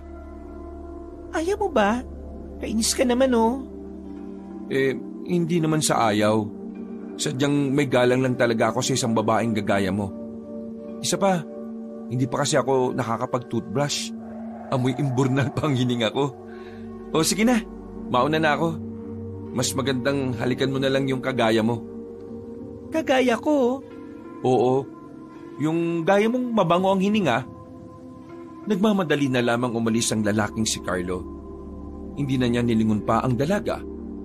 Sa hindi malamang dahilan kasi, bigla na lamang ding nagtindigan ang kanyang mga balahibo. Ewan ko, pero kinikilabutan ako. Parating na sila sa bilihan ng mga karne nang makita niyang naglalakad ang batang si Intoy. Agad na nilapitan ni Carlo ang bata para makibalita. O bata, anong balita? Nakagawa na ba ng bagong selyo di kawayan ng lola mo? Nakatakas na ba yung mga aswang? Tumingin sa kanya ang batang lalaki na parabang naiirita sa kanya. Hindi na makakagawa si Lola. Tungkol naman sa mga aswang, hintayin nyo na lang kung kailan sila lalabas. Ha? Bakit naman namin hihintayin? Ano kami? Welcome party? Hindi nyo alam kung gaano kalaking gulo yung ginawa ninyo. Sa puntong ito ay natahimik si Carlo. Kita niyang seryoso ang mukha ng bata. Para itong matanda ako makipagtitigan sa kanya. Nakikita ni Carlo na parabang sobrang dami ng napagdaanan ng bata na problema. Napapailing na lamang si Carlo, pero aminado siya na kinakabahan na rin siya. Pakiramdam niya kasi talagang magkakatotoo ang sinasabi ng maglola na makakalabas na ang mga aswang doon. Dahil nilamon na naman ang kuryosidad si Carlo, hindi na muna siya umuwi sa kanila kahit dala na niya ang karne. Tumungo siya sa baryo ng mga aswang. Gusto niya kasing malaman kung meron ba talagang naging epekto ang ginawa nila. Pagdating niya doon, nakita niyang wala na ang maglola sa bungad ng baryo. Sa puntong yun pa lang, nakakutob na siyang delikado na nga kung lalapit siya roon. Pero kahit na alam niyang mapanganib, tila ba may kusang nag-utos sa kanyang paa na humakbang patungo roon. Namalaya na lamang niyang nasa tapat na siya ng baryo. Isang matandang lalaki ang nakita niya sa loob. Nakatayo lang ito at nakangiti. Hindi nagtangka ang binata na pumasok doon. Alam niyang aswang ang matandang yon, kaya dumistansya siya ng kaunti. Maraming salamat, iha. Po, salamat po saan? Hindi ko naman kayo kilala eh. Salamat dahil sa ginawa niyong pagbawas sa selyo di kawayan. Dahil sa inyo, may tsansa na kaming makalaya mamayang gabi. Kayo ang nagligtas sa amin. Pero kahit na kayo ang naging ilaw ng aming angkan, hindi namin kayo palalagpasin. Dahil kahit na sinong tao na makikita namin, ay gagawin namin pagkain. Nagtindigan ang balahibo ni Carlo nang biglang tumawa ng malakas ang matandang lalaki. Maraming salamat, iha! Kahit na alam niyang hindi makakalabas sa matanda agad-agad, nabahala pa rin siyang baka bigla na lamang siyang mahila sa loob. Dali-dali na siyang umalis doon at saka bumalik sa mga kaibigan niya. Kailangan na talaga nating umalis. Ang kulit mo naman. Ilang beses ko bang sasabihin na Kung ayaw mong umalis, bahala ka na sa buhay mo. Basta kami ni Kiko, aalis na. Pre, hindi na rin pala muna ako alis. Tumawag kanina mama ko eh. Pupuntahan na daw ako ng mga pinagkakautangan ko sa Maynila. Mga ibang na ba kayo? Kailangan na nga nating makaalis dito. Kasi kung hindi, mapapahamak tayo. Nakausap ko kanina yung isang matandang lalaki. Palagay ko, siya ang pinuno ng mga aswang. Nagsabi na siya sa akin na mamayang gabi, magkakaroon na sila ng tsansa na makalabas sa lumang baryo na yun. Pasensya ka na pre pero dito na muna talaga ako. Kahit na alam niyong malalagay sa alanganin ng mga buhay ninyo, hindi kayo aalis? may nadiskubre akong basement sa bahay na ito. Doon na lang kami magtatago kapag nakalabas na ang mga aswang. Sumama ka na lang din sa amin, pre. Ligtas naman siguro tayo sa basement. Ay nako, ang sakit nyo naman sa ulo. Nakakainis. Wala na tayong magagawa eh. Kung makakatakas na ang mga aswang, kailangan na lang natin iligtas sa mga sarili natin. Habang ang buhay naman ng ibang tao ay malalagay sa panganib. Ano bang gusto mong gawin natin? Labanan ng mga aswang? Antok nga, hindi natin malabanan eh. Aswang pa kaya? Di ako nakikipagbiruan sa iyo, Jamba. Buhay natin ang pinag-uusapan natin dito. At buhay ng mga tao. Hindi ba kayo nakukonsensya? Dahil sa atin, pwedeng mapahamak ang mga nakatira dito. Nakukonsensya rin naman. Pero wala naman talaga tayong magagawa, pre. Kahit makonsensya pa tayong magdamag, hindi naman natin maalis ang katotohanan na wala rin naman talaga tayong kwenta. Kasalanan kasi ito ni Jamba eh. Kung hindi sana tayo dinala dun sa magandang tanawin na sinasabi niya, di sana hindi natin nakilala si Bettina. Di sana hindi niya tayo ginamit para palayain ng mga kapwa niya aswang sa baryong yun. At kasalanan ko na ngayon. Oo, kasalanan mo. Dahil sa kamanyakan mo, nadamay pa kami ngayon. Oops, tama na. Masama ang nag-aaway. Umupo na lamang ang lalaking si Carlo sa gilid. Pilit niyang kinakalma ang kanyang sarili. Ayaw rin naman niya kasing magpang-abot pa sila ni Jamba. Walang nagawa si Carlo. Nanahimik na lamang siya. Tinamad na rin magluto ng kakainin nila kaya si Jamba na lang din ang nagpresenta. Mabilis na lumipas sa mga oras. Sumapit na kaagad ang 5:00 ng hapon. Sa puntong ito, hindi na naman mapakali ang binatang si Carlo. Binuksan ko na yung basement ha. Kapag nakalabas na yung mga aswang, pwede ka namang tumakbo na lang din dun. Kami ni Kiko, mauna na kami. Kumato ka na lang ng 3 beses para malaman namin na ikaw yun. Hindi sumagot si Carlo dahil aminado siyang naiinis pa rin siya sa dalawa. Nanatili lang siya sa harapan ng pintuan nila. Ilang sandali lang, nakita niyang napadaan na ang maglolang si Alma at Intoy. Tumigil yon sa harapan ng kanilang bahay. Agad din namang lumapit si Carlo. Manang, nakausap ko yung matandang lalaki dun sa loob ng baryo. Yung aswang. Ang sabi niya, Mamayang gabi, gagawa na sila ng paraan para makatakas. Alam ko. Hindi mo ko kailangan sabihan. Ngayon alam niyo na ito na ang resulta ng pakikialam ninyo. Ito na ang resulta ng mga desisyon niyong hindi pinag-iisipan. Inaamin ko nang nagkamali kami. Humihingi rin po ako ng paumanhin. Kung meron kaming may tutulong Wala! Wala kayong may tutulong. Dahil una pa lang, mga inutil na kayo. wala namang magagawa yung pinagsasabi ninyo eh. Kung tinuruan nyo na lang sana kami kung anong pwede namin magawa, di sana, naitama naman namin yung pagkakamali namin. Hindi na nagsalita pa ang matanda. Naglakad na rin yon palayo. Kapag ang lola ko ang nainis, matagal siyang mapakalma. Kaya naman, wala kang aasahan sa kanya ngayon. Kung talagang gusto niyo pang makatulong, may alam akong paraan. Anong paraan? Sabihin mo. Mamayang gabi, magtungo kayo sa bahay namin ha. Sa gitnang bahagi ng badyong ito, may makikita kang bahay na kulay puti. Pumunta ka ron. Bibigyan ko kayo ng magagamit yung armas. Naku, maraming salamat bata ah. Bumalik na lamang sa loob ng bahay si Carlo. Pinaalam niya kagad sa kanyang dalawang kaibigan ang sinabi sa kanya ng batang si Intoy. Bibigyan tayo ng armas? Ibig sabihin, lalabanan natin ang mga lintik na aswang na yon? Hindi naman lalabanan kagad. Gagawin lang natin proteksyon ng armas na sinasabi niya kapag nalagay na tayo sa alanganin. O sige, G ako dyan. Basta, pagtapos niyan, babalik na tayo rito sa bahay at bababa na tayo sa basement. Kayong dalawa na lang. Maiwan na lang ako dito. O bakit? Sabihin mo, takot ka lang. O sige, tayong dalawa na lang muna. Galit ka ba yata sa akin eh?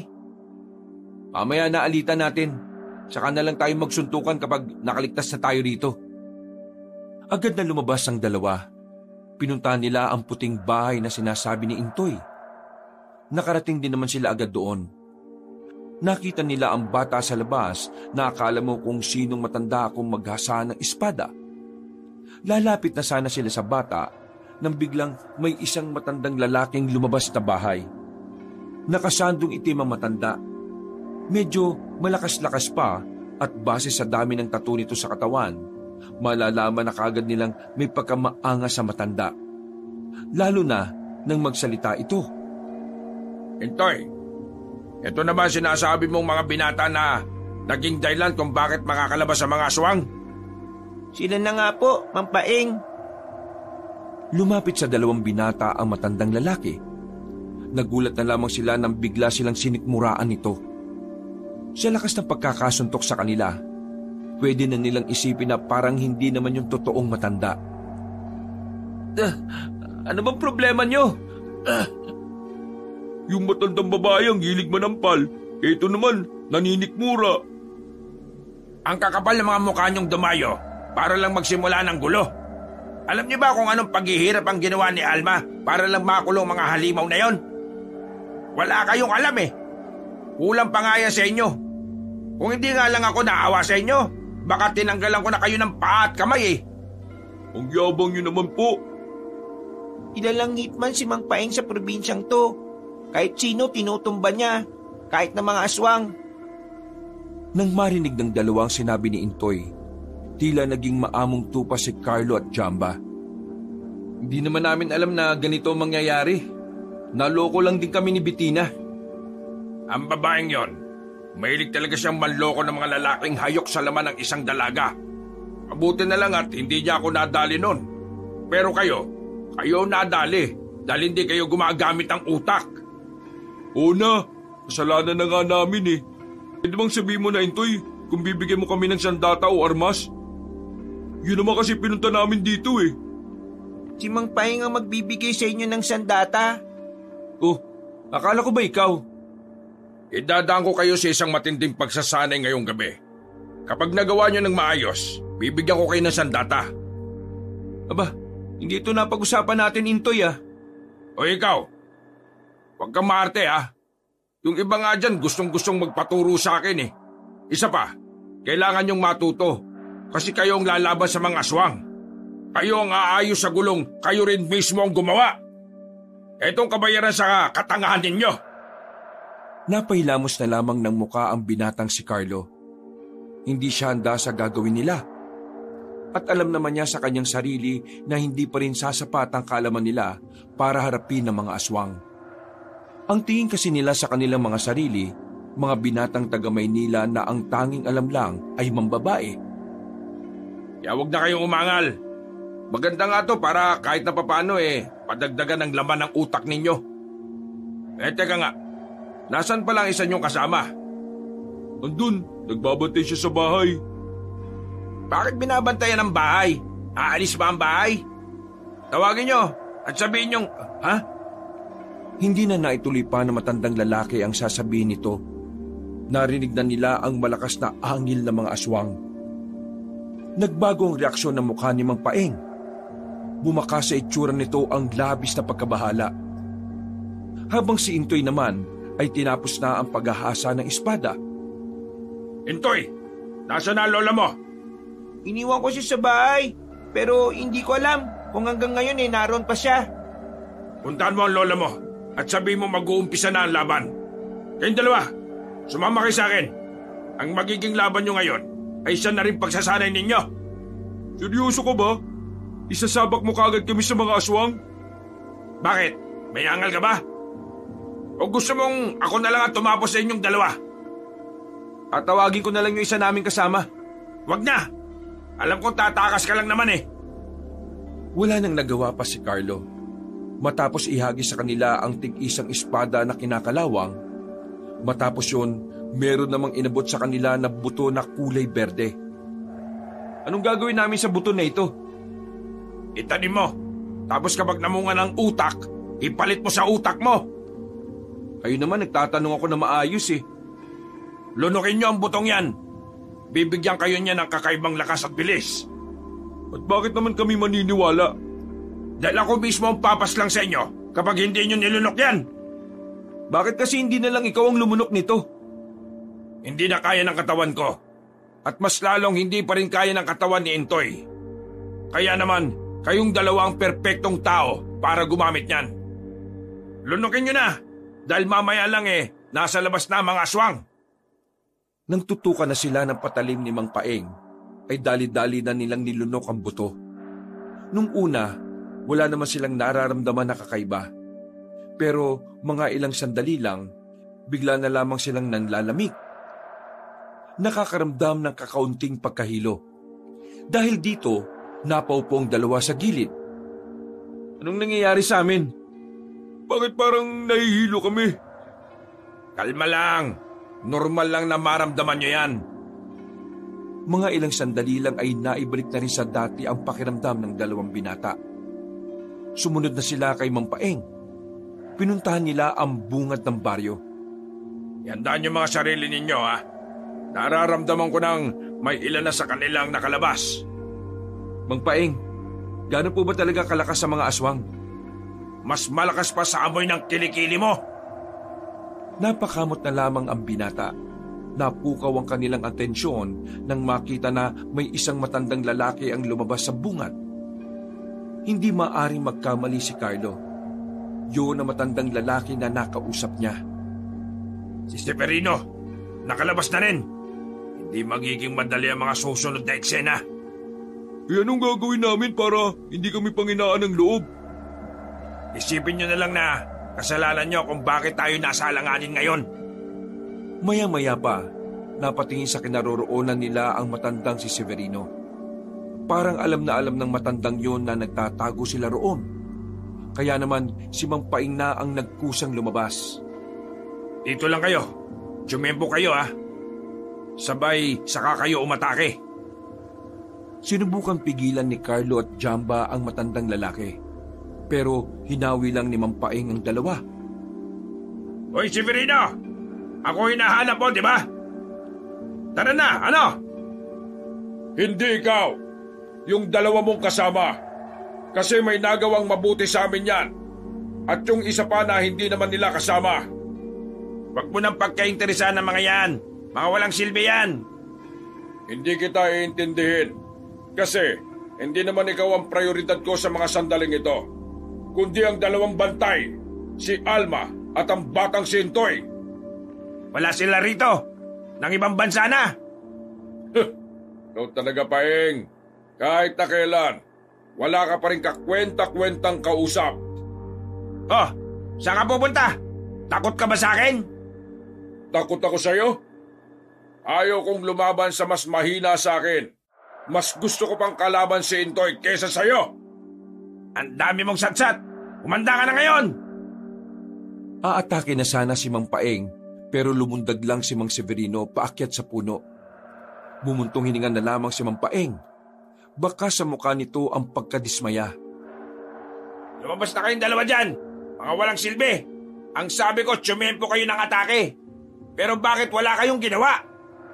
Hindi ka naman nagbigay ng hudyat eh. Nakita nyo na kinakausap ko na siya para malibang. Pero kayo, nakangangal lang kayo. Mga buwisit. Ano naman kasi ang alam namin sa pakikipaglaban sa aswang na yon? Mamaya na ang ngawa. Iandaan nyo ang sarili nyo. Ngayon pa lang magsisimula ang tunay na laban. Nauna nang naglakad si Mang Paeng. Napilitan na lamang na sumunod ang dalawa.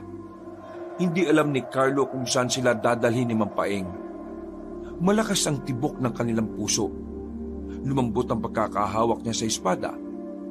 Para siyang nangihina kapag iniisip niyang kaharap na nila ang mga aswang. Mga ilang sandali lang, tumigil na silang tatlo sa paglalakad. Narinig na nila ang mga nagngangalit na aswang. Mang Paeng, ito na ba yung sinasabi mong tunay na laban? Oo, baka ito na rin ang huli niyong buhay. Naalarma sila na magsimulang tumakbo patungo sa kanila ang mga aswang. Hindi malaman ni Carlo at Jamba kung ano ang gagawin nila. Nakatago lang sila sa likuran ni Mang Paeng. Anong ginagawa niyo? Mga duwag! Ayaw pa namin mamatay, no? Isa-isang hinarap ni Mang Paeng ang mga aswang na nagtangkang lumapit sa kanila. Habang silang dalawa, parang mga siraulong pailag-ilag lang. Ni hindi nila magawang gamitin ng espada ang hawak nila. Hindi gagana ang butong pinalunok ko sa inyo kung duduwag-duwag kayo. Gagana yun kapag pinakita niyong kaya niyo. Mga ugok! Nagdikit si Carlo at Jamba. Huminga sila ng malalim. Sa puntong yon, sinubukan na nilang lakasan ang kanilang loob. Nang may lumapit sa kanilang isang aswang, unang winasiwas ni Jamba ang kanyang espada. Hindi man lang yun tinamaan agad. Tila may kakaibang naramdaman si Jamba sa kanyang kalooban. Pre, totoo nga! Dahil dito, sinubukan na rin ni Carlo na tagain ng isang aswang na malapit sa kanya. Tinamaan niya yon sa kamay. Dahil doon ay tila ginanahan ng binata. Nawili ito sa kakahagupit ng hawak niyang espada. At sa pagkakataong ito, nararamdaman na nilang tila na wala na ang kaba sa kanilang dibdib. Meron na rin silang kakaibang bilis na siyang nagagamit nila para tapatan ang mga halimaw na nilalang. Ganyan nga mga bata! Ganyan nga! Mukha ba kaming bata? Bro, sa likuran mo! Ay, gagi! Mabuti na lang ay mabilis na nalapitan nito ni Carlo. Mag-focus ka nga! Di sige! Tila ibang tao na si Carlo at Jamba ng mga sandaling yon. Magaling na silang makipaglaban ng ganun lang kabilis. Tumalab na kasi talaga ang epekto ng butong nilunok nila. Nang matalo na nila ang mga aswang, saka naman dumating si Aling Alma at Intoy. Kasama ng maglolo si Kiko na agad din naman lumapit sa kanila. Oh, mabuti naman dumating na kayo. Dapat kanina pa kami nandito. Ito kasing binatang to, kinulit ako eh. Gusto ko lang naman kasing bigyan nyo rin ako ng buto. Sabi kasi ni Intoy, binigyan nyo raw tong dalawang kaibigan ko eh. Gusto mo ng buto? Oo, gusto ko. Bibigyan kita ng buto ng baboy. Ang gara naman. Naiingit ako sa dalawang kaibigan ko eh oh. Naiwan ko na sa bahay. Wala nang oras. Sumama ka na lang sa amin. At bahala ka na kung matigo ka dyan. Kaming bahala sa'yo, pre. Kapag kasama mo kami, hindi ka mapapahamak. Ikaw kasi, di ka pa sumama eh. Mamaya na ang daldalan. Ang mabuti pa, pasukin na natin ang aswang dun sa loob bago pa sila makagawa ng kasamaan. Nabubuang ka na ba? Kaya nga kinulong lang natin sila sa loob kasi hindi natin sila kakayanin kung lahat sila kakalabanin natin. Ang mapapaslang lang natin na yung paunti-unting lumalabas. Ay, oo nga pala. O sige, kalma ka lang. Galit ka na naman kaagad eh. O ganito, kayong tatlo magkakaibigan, doon. Ako, dito. Ito maglola, doon naman sa kabila. Kahit na gusto pang umangal ang magkakaibigan ay hindi na rin nila nagawa. Sumunod na lamang sila sa sinasabi ng matandang lalaki. Palang ya, paano ako? Wala akong magagawa. Anong walang magagawa? Meron. Gamitin mo yung hawak mong itak. Hindi nga ako marunong makipaglaban sa mga aswang eh. Hindi naman ako kagaya nyo na parang may kapangyarihan na. Lakasan mo lang ang loob mo. Maagang mamamatay ang mga mahihina loob. Sinimulan na nila Carlo at Jamba ang pakikipaglaban. Sobrang gaan ang pakiramdam ni Carlo sa mga sandaling ito. Para bang sobrang gaan ang bawat kilos niya. Hindi nga siya nakakaramdam ng kahit na anong kaba. Pinagtatataga ni Carlo ang mga aswang. Tila naging libangan na niya ang ganoong klase ng gawain. Kakaibang ligaya ang nararamdaman niya kapag nakikita niyang nakakapatay siya ng aswang. Makalipas lang ang ilang sandali, natapos na rin nila ang laban nila sa aswang. Pero hindi sila naging kampante. Alam nilang wala pa sa kalahati ang kanilang napapaslang. Binalikan nila ang mga kasamahan nila. Sa puntong yon ay kita ni Carlo ang dismayadong muka nila Mang Paeng. Lalong-lalo na ang matandang babae na si Alma. Oh, bakit ganyan ang mga pagmumukha ninyo? Ano nangyari? Kami, natalo namin ng mga aswang na dumaan sa kabilang banda. Tuluyan ang nakawala ang lahat ng aswang sa loob ng baryong ito. Kasalanan niyo po yun eh. Pambira naman. Gumagawa na nga kami ng paraan para makabawi sa inyo eh. Tapos ngayon, sisisihin niyo pa rin kami? Kung hindi sana kayo dumating sa lugar na ito, hindi magkakandal leche-leche ang lahat. Umalis na ang matandang babae. Sumunod naman ang batang si Intoy. Naiwan na lamang sa kanila si Mang Paeng. Wala na tayong magagawa. Ito na nangyari. Magsanay na lang kayo bukas. Para kapag bumalik ang mga aswang, may ibubuga kayo. Lalong-lalo ka na, iho. Tinuro pa ni Mang Paeng ang binatang si Kiko. Naglakad na rin ito palayo. Himulang hindi man lang nag-angas ang matanda. Napabuntong hininga na lamang ang tatlo. Ngayon na nila naramdaman na parang nakukonsensya na rin sila. Kung noon ay wala silang pakialam at tanging sariling kaligtasan lang ang iniisip, tila nagbago ang ihip ngayon. Nababahala na rin sila sa maaring idulot ng kampo ng kadiliman. Bumalik sila sa bahay. Tahimik lamang ang magkakaibigan habang napapaisip. Si Jamba naman ay palakad-lakad sa harapan ng dalawa. Hindi mapakali. Pre, pumirmi ka nga sa upuan mo. Nahihilo na kami sa iyo eh. Naiisip niyo ba naiisip ko? Ang alin? Ngayong nakalaya na ang mga aswang, ibig sabihin, isusunod na rin nila tayo. Hindi malabo yan. Kilala tayo ni Bettina. Nasa na kaya yung babaeng yun, no? Lintik na yun. Siya ang dahilan ng lahat ng to eh. Hindi na natin kailangan pang malaman kung nasaan siya. Ang isipin na lang natin ngayon kung papaano natin may tatama ang ginawa nating katarantaduhan. Ngayon pa lang, kapag naiisip ko na maraming buhay ang mawawala ng dahil sa atin sobrang nakukonsensya na ako. Napayuko na lamang si Carlo. Kahit siya ay hindi rin alam ang gagawin. Bagamat meron naman silang kakaibang kalakasan ni Jamba, pakiramdam ni Carlo ay kulang na kulang pa talaga ang kanilang karanasan. Kaya naman, kinabukasan din ay maaga silang nagtungo sa bahay ni Mang Paeng. Sakto naman na nagkakape na ang matanda. Ang aga nyo Talagang gusto nyong matawag na mga binatang dating walang kwenta. Ngayon meron na. Nandito kami para matuto. Kaya sana tulungan nyo kami. Wala namang problema sa akin kung gusto nyong matuto. Masaya ako malaman na naging interesado na rin kayo sa ganitong bagay. Hindi bale. Ngayong umaga, ihanda ako na matinding practice natin. Lahat ng dapat nyong malaman ituturo ko na. Dahil mamayang gabi, baka mangyari ang kinatatakutan nating lahat. Ang pagsakop ng mga aswang. Sa araw na yon, puspusan ang ginawang pag-iensayo ng tatlo. Hindi naging madali para sa kanila ang lahat. Lalo na't mas pinahihirapan sila ni Mang Paeng. Bugbog, pagod, gutom ang inabot nila. Hindi sila pinagbibigyan kahit na hinimatay na si Kiko sa sobrang pagod. Dakong 4:00 ng hapon, nakailata na sila sa papag na nasa bakuran ng matandang lalaki. Para bang wala na silang lakas. Buti na lamang pinainom sila ni Mang Paeng ng halamang gamot. Kahit papaano ay nawala ang kanilang pagod at tila muling nabuhay ang kanilang mga ugat. Sana marami kayong natutunan sa akin. Dahil tingin ko, ito na yata ang huling turo ko.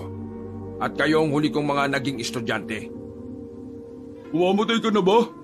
Pakiramdam ko, oo. Hindi naman siguro, kasi matagal mamatay ang mga masasamang damo. Hindi porke mabait ako sa inyo ngayon makakapagbiro ka na ng ganyan sa akin, ha? Anong mabait? Bugbog sarado nga kami sa iyo, Ngumiti na malapad ang matandang lalaki. Dito na napagtanto ni Carlo na totoong mabait din naman pala si Mang Paeng. Masyado lang itong strikto pagdating sa mga bagay-bagay. Makalipas sa mga sandali ay kahit papano, nakapagpahinga na rin sila. Inihanda na nila ang kanilang sarili para sa inaabangan nilang laban. Kinakabahan pa rin ako. Hindi pa rin kasi ako pinapalunok ng buto, Ang mahalaga, may nalalaman ka na kung papaano papalag sa aswang. Nakakatuwa. Hindi ko inakala na aabot sa ganito ang pagbabakasyon natin. Anong nakakatuwa? Sa ganitong kalagayan natutuwa ka? Sira ulo. Palibasa ikaw may power, Kayo. Naudlot ang kanilang pag-uusap nang makabalik na ang matandang si Paeng. Hindi pa ito nakakapagsalita, alam na agad nilang masama ang dala nitong balita. Kailangan na nating umalis. Nakatanggap ako ng balita galing sa tropa. Hindi tao ang punterya ng mga aswang. Tayo ang punterya ni Severino. Uunahin nila ang mga kumakalaban sa kanila bago nila isagawa ang kasamaan nila sa sanlibutan. Isan tayo pupunta? Sumunod kayo sa akin. Nagmamadali silang makaalis ng baryo. Meron silang pinuntahang kakilala ni Mang Paeng na may sasakyan. Ihahatid sila noon sa kung saan man ang kanilang patutunguhan. Sira kasi ang sasakyan ni Jamba, pero ang kaso nga lang, habang nasa kalagitnaan sila ng biyahe, nagsimula na rin gumawa ng hakbang ang kanilang mga kalaban. Naramdaman na lamang nilang meron ng nakatungtong sa ibabaw ng sasakyan nila. Pilit na binubutas ang bubong. Kaya ang ginawa ni Mang Paeng, tinusok niya ang bubungan gamit ang espada niya. Narinig niya pang dumaing ng sakit yun. Mas lalo namang binilisan ng taga-maneho ang sasakyan. Pero kahit na ganun pa man, nagagawa pa rin silang sundan ng mga yon. Kung harapin na lang kaya muna natin sila. May sipon ba utak mo? Papalag ka sa isang lugar na kung saan sila ang mas lamang. Tama si Mang Paeng. Mas lamang na lamang ang mga aswang kapag ganito ang daan. Maraming puno sa gilid. Pwede silang manggaling sa itaas para atakihin tayo. Mabuti sana kung baril ang hawak natin Pwede tayong humarap. Ang kaso, puro itak at espada. Walang magagawang bato na nilunok ninyo kung marami silang lulusob ng sabay-sabay. Sige pare, bilisan mo lang pagmamaneho. Paliparin mo na kung kinakailangan. Mas lalong bumilis ang kanilang takbo. Na parabang isang pagkakamali lang ng nagmamaneho, maaari silang malaglag sa mga bangin. Pero mas kinakabahala pa nila ang mga aswang na humahabol sa kanila. Pagtingin nila sa likuran, hindi na nila mabilang kung ilang aswang ang lumilipad habang sumusunod sa kanila. Bakit ang bibilis ng mga yan, Mang Paeng? Isa lang ang ibig sabihin yan. Hindi sila pangkaraniwan. Ito kasi ang mahirap Dahil matagal silang nakakulong sa baryong yon. Hindi na rin namin nabantayan talaga kung anong klase na sila ngayon. Gumewang-gewang na naman ang kanilang takbo nang maramdaman nilang bumigat na naman ang bubungan. Nakapasok na ang isang kamay ng aswang doon. Agad namang itong tinusok ni Carlo. Pero hindi pa rin yun natinag. Binasag ng aswang ang salamin sa gilid. Naabot ng aswang si Kiko. Sa halip na makalaban, mas nauna pang mataranta ang binata. Uy! Hinihilan niya ako! Uy! Tulong! Diyos ko, walang silbi! Bumunot ng kutsilyo si Mang Paeng at sinaksak ang kamay ng aswang. Bumitaw din naman kagad yun. Akala ko mamamatay na ako eh. Salamat ha. Salamat ang mukha mo. Nag-insayo ko pa kung duduwag-duwag ka rin naman pala. Huwe! Nang lingunin nila ang likuran, nagtaka sila dahil bigla na lamang nawala ang mga humahabol sa kanila. Pero laking gulat na lamang nila nang biglang may mga lumitaw na aswang sa gilid. Inabangan lang pala sila ng mga yun sa daan. Dahil natatakpan na ang harapan ng sasakyan, nawala na sa wisyo ang driver nila. Nakalaunan, bumangga na rin sila sa halamanan sa gilid. Laking pasasalamat na lang nila dahil hindi sila sa bangin nahulog. Ganun pa man, kahit na alam nilang nakaligtas sila sa bangin, alam nilang hindi pa rin sila nakakatakas sa panganib na dulot ng aswang. Sandaling nanahimik ang paligid, pero pagtingin nila sa labas, nakapalibot na ang mga nilalang sa kanila. Bagya pa silang nahihilo-hilo nang lumabas sila ng sasakyan. Sa puntong ito, pinilit ni Carlos na makatindig na maayos. Hinugot na niya ang kanyang espada. Sinubukan niyang paganahin ang kapangyarihan ng buto. Pero nagtataka siya dahil wala na itong talab. Mang Paeng, anong nangyayari? Bakit wala na akong nararamdaman mula sa berdeng buto? Marahil, mas napaagang pagkawala ng kapangyarihan ng buto dahil matagal itong hindi nagamit. Anong mangyayari? May luluan niyo ang buto at ang tanging aasahan niyo na lang ngayon ay ang pansarili niyong talino at lakas. Malas naman oh. Hindi ko pa nga masyadong na-enjoy yung kapangyarihan ng buto eh.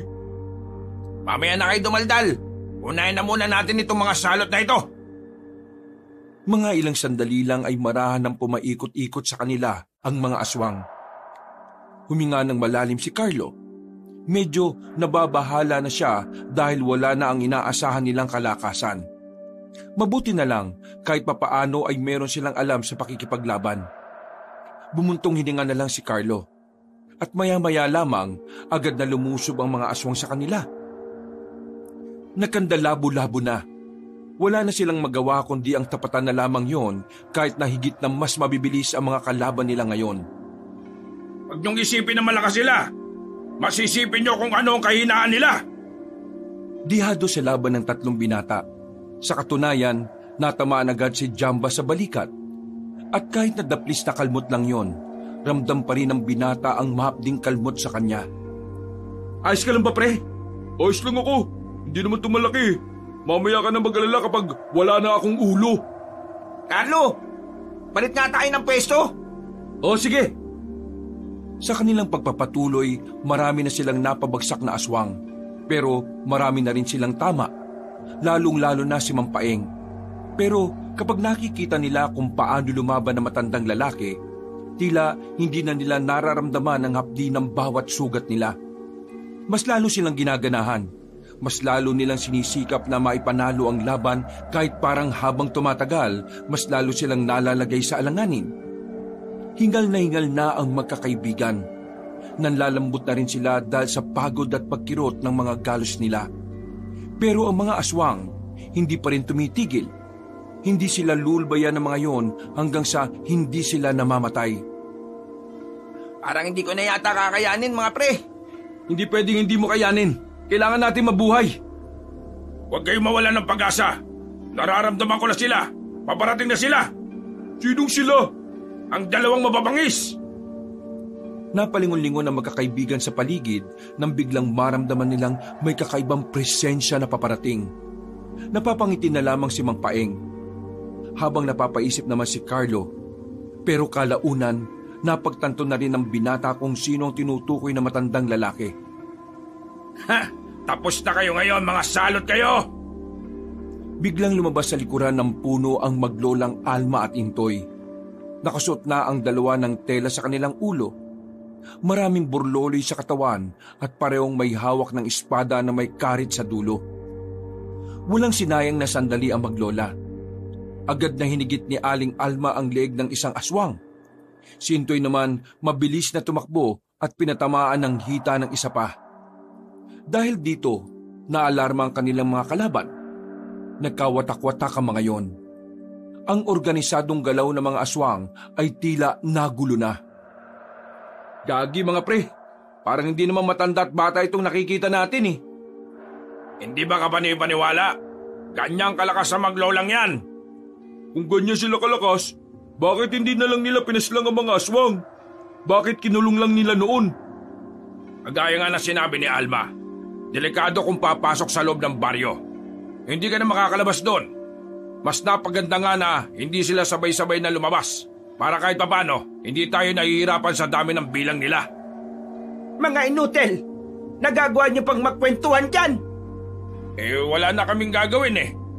Kayang-kaya nyo naman ang dalawa yan. Natatawa na lamang si Mang Paeng pero sinungitan lang ito ni Aling Alma. Lumipas lang ang ilang minuto at tuluyan na ngang natalo ang mga aswang. Ang iba naman ay napilitan na lamang umatras. Sa puntong ito, napaupo na lamang sa lapag ang 3 binata. Latang-lata na sila. Bago sila nawalan ng malay, narinig pa nilang nagbubunga nga si Aling Alma. Nagising sila na nasa loob na sila ng bahay ng matandang babae. Hindi nila inaasahan na dadalhin sila doon. Ang akala kasi ni Carlo, hahayaan na lang silang mamatay dahil nga galit sa kanila si Aling Alma. Maraming salamat. Kahit na papaano gumaan na rin ang pakiramdam namin. Paano nyo nagawa na parang wala na kaming sugat? May sugat pa rin kayo. Pero yung alaman na ipinahid namin sa mga sugat ninyo, may kakayahan yung magpamanhid ng halos 2 araw. Saka nyo mararamdaman ulit ang bahagyang kirot kapag wala na ang talab. Pero hindi na ganun kasakit kagaya nung una. Akala namin wala na kayong pakialam. Lalo na si Aling Alma. Totoo naman pong galit si Lola sa inyo Pero nakita naman niya kung paano kayo bumawi. Nakita namin na handa niyong isugal ang buhay niyo para lang maitama ang inyong pagkakamali. Nakakatuwa ka naman bata. Parang mas matured ka pang mag-isip kaysa kay Kiko Kasilang ko pa lang kasi sa mundong ito, malaking problema na po ang kinamulatan ko. Muntikan na rin ako mamatay nang dahil sa mga aswang. Mabuti na lang at tiniligtas ako ni Lola. Itinuring niya akong parang tunay na apo. Ibig mong sabihin, hindi ka kadugo ni Aling Alma? Hindi po. Inampon niya lang po ako kasi itinapon na daw ako ng mga magulang ko sa ilog Pasensya ka na bata Naalala mo pa tuloy. Pero alam mo bang napakaswerte mo? Bibihira lang ang mga matatandang kakayanin pang mag-alaga ng kagaya mong bata. Napangiti na lamang ang batang si Intoy. Tumayo ito at may kinuha sa kahon. Paglapit nito sa kanila, may hawak-hawak na itong pulseras. Isuot nyo to Makakatulong ito para mapakalma ang kalooban ninyo. Mawawala ang kaba ninyo habang nasa labanan kayo. Dahil doon, mas madali kayo makakapag-focus sa laban. Maraming salamat bata Mamaya, pwede na kayong bumangon. Pumunta na lang kayo sa labas, kakain na kayo. Umalis na rin ang batang si Intoy. Bumuntong hininga na lamang si Carlo ng mga sandaling yon. Kahit na medyo mabigat pa ang kanilang pakiramdam, nagpapasalamat na rin sila dahil nakaligtas pa sila. Makalipas ang mga sandali, bumangon na rin sila at tumungo sa bakuran. Naabutan nilang naroon si Mang Paeng at Aling Alma. Sa puntong ito, hindi na mukhang masungit ang matandang babae. Kalmado na itong nakatingin sa kanila. Ano? Kaya nyo na ba ulit? Bakit po? Lulusubin na naman ba tayo ng mga aswang? Hindi. Meron kami ipapagawa sa inyong 3. Ipapagawa na alin? Baka wish buhay na naman yan Wish buhay talaga to. Pero kayo lang ang alam namin makakagawa nito Sandaling napailing si Mang Paeng. Para bang nagkaroon ng pagkabahala ang reaksyon ng mukha nito. Bagay na nagdulot din ng pagtataka sa magkakaibigan. Yun kasi ang unang pagkakataon na nakita nilang tila walang angas sa mukha ng matandang lalaki. Mang Paeng, ano ba talagang gagawin namin? Pinapakaba mo kami. Kailangan natin ikulong ulit ang mga aswang. Nagkaroon kami ng impormasyon na ang mga aswang ay nasa isang kuweba sa kagubatan na malapit sa nag-iisang batis. Itutusok nyo ang mga selyo di kawayan sa palibot ng kuweba ng mga aswang habang nagpapahinga sila. Bakit kami ang gagawa niyan? Hindi naman kami marunong magritual. Ang ibibigay na selyo di kawayan sa inyo ay may kasama ng ritual. Kailangan na lamang yung itusok sa lupa. Kayo makakagawa nun dahil hindi kabisado ng mga aswang na yun ang inyong amoy. Hindi gaya namin na ilang beses nilang nakakainkwentro. Mas madali nilang malalaman na nasa paligid kami kung kami gagawa niyan. O ano mga pre? G ba kayo?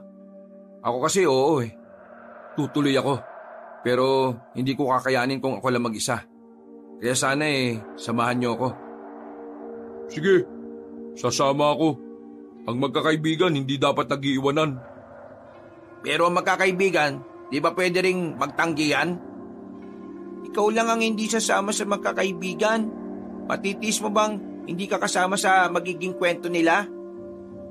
Ikaw lang ang tuwag sa magkakaibigan, samantalang ikaw ang pinakamakulit ng una. Kadiring nila lang. O na. Nasama naman ako eh. Dami nyo namang sinasabi. Total, tinanggap nyo naman na ang misyon na ito. Maganda na kagad kayo mamayang gabi. Iatid ko kayo sa daan. Pero hindi na ako tutuloy kapag natanong na natin ang sinasabi naming kuweba. Tumango na lamang ang tatlong binata. Natapos ang pag-uusap na yon at kumain na muna sila ng sabay-sabay. Masarap ang luto ni Aling Alma kaya naparami sila ng kain. Namamangha nga si Carlo dahil pakiramdam niya mas napabilis ang paggaling nila sa sarap ng luto ng matandang babae. Mga pre, sigurado na ba tayo mamayang gabi? Hanggang ngayon ba, nagdadalawang isip ka pa rin? Pre, Kiko, kailangan ka namin. Nasaan na ba yung tapang mo tuwing tinatakot natin si Jamba sa mga kwento natin? Malakas lang naman talaga ako manakot eh. Pero aminado naman akong duwag din naman ako. Inakbayan ni Carlo ang binatang si Kiko. Inalug-alug ng bahagya. Huwag kang matakot. Isipin mo na lang, mas masakit mamatay kapag wala kang nagawa para mabuhay. Lalim nun ah. Mababaw lang yon. Madali ka lang talagang malunod kahit mababaw. Mabilis na lumipas sa mga sandali. Sumapit na naman ang kinagabihan. Ibinigay na sa kanila ni Aling Alma ang nasa 10 selyo di kawayan na nakatali pa ng itim na tela. Huwag nyo agad bibitawan ng kawayan kapag naitusok nyo na. Bumilang muna kayo ng 10 segundo saka nyo bitiwan. Tatandaan ko pong sinasabi nyo, Aling Alma. Gawin nyo ito ng tama. Dahil kung hindi, maalilintikan na talaga kayo sa akin. Naintindihan nyo ba? Tumalsik pa ang laway ni Aling Alma sa mukha ni Carlo, pero hindi na lamang yun pinansin pa ng binata. Maya-maya pa, ay lumarga na rin sila. Inihatid sila ni Mampaeng sa daraanan nila, pero iniwan na rin sila nito nang makita na nila ang kuweba. Mahirapan tayong maglagay ng kawayan na ito sa bandang harapan ng kuweba. Kaya ako at ikaw, Jamba, ang gagawa nito. Habang ikaw namang Kiko, magiging lookout ka. Pero sigurado bang lahat ng aswang nandyan na sa loob ng kuwebang yan? Paano pala kung hindi naman pala? Hindi naman nagbibigay ng maling impormasyon si Mampaing eh. Magtiwala na lang tayo sa sinasabi niya. Nang makabuelo, lumapit na rin sila sa kuweba. Pero mas inuna nila ang paligid nito. Makalipas lang ang ilang minuto, 2 na lamang ang natitirang selyo di kawayan. Kahit wala silang nararamdamang kaba, hindi pa rin sila nagpapadalos-dalos sa kanilang mga gagawing hakbang. Daan-daan lang, Jamba. Ikaw naman, Kiko, sumipol ka ng mahina kapag naramdaman mo o nakita mong may paparating, ha? Mabilis pero maingat na lumapit si Carlo at Jamba. Pumesto sila sa magkabilang bungad ng kuweba. Agad nilang tinutok ang kawayan at nagbilang ng 10 segundo bago bumitaw. 8, 9, 10. Agad na nakabitaw ang dalaga. Wala pang 1 minuto, narinig na lamang nilang nagsisigawan na ang mga aswang sa loob ng bahay. Nagawa natin! Nagtagumpay tayo! Kailangan na natin makabalik para sabihin sa kanila nangyari. Kiko, tara na! Nagmadali na silang lisanin ang lugar na yon. Nang makabalik na sila sa baryo, masaya nilang binalita ang kanilang nagawa. Tuwang-tuwa si Mang Paeng sa kanila. Yun din ang unang pagkakataon na napangiti nila si Aling Alma. Mabuti naman at may nagawa na rin kayong tama. Ngayon, nakakulong na ulit ang mga aswang. Hindi na tayo mahirapan. Kung meron mang mga natira, madali na lang yon. Basta ang mahalaga nakakulong na si Severino. Tapos na ba ang problema natin? Nakabawi na ba kami? Pwede na ba kaming umuwi? Sasagot na sana si Aling Alma sa tanong na yon, pero laking gulat nila nang marinig nila ang isang pamilyar na tinig ng babae. Tapos na ang lahat? Mukhang malabo pa. Dahil nandito pa kaming dalawa. Napabangon silang lahat sa labas ng kanilang bakuran. Nanlalaki ang kanilang mga mata nang makita nila si Mang Severino at ang babaeng si Bettina. Alam ko nang ikukulong nyo kami ulit. Kaya hindi na ako pumirme sa iisang lugar.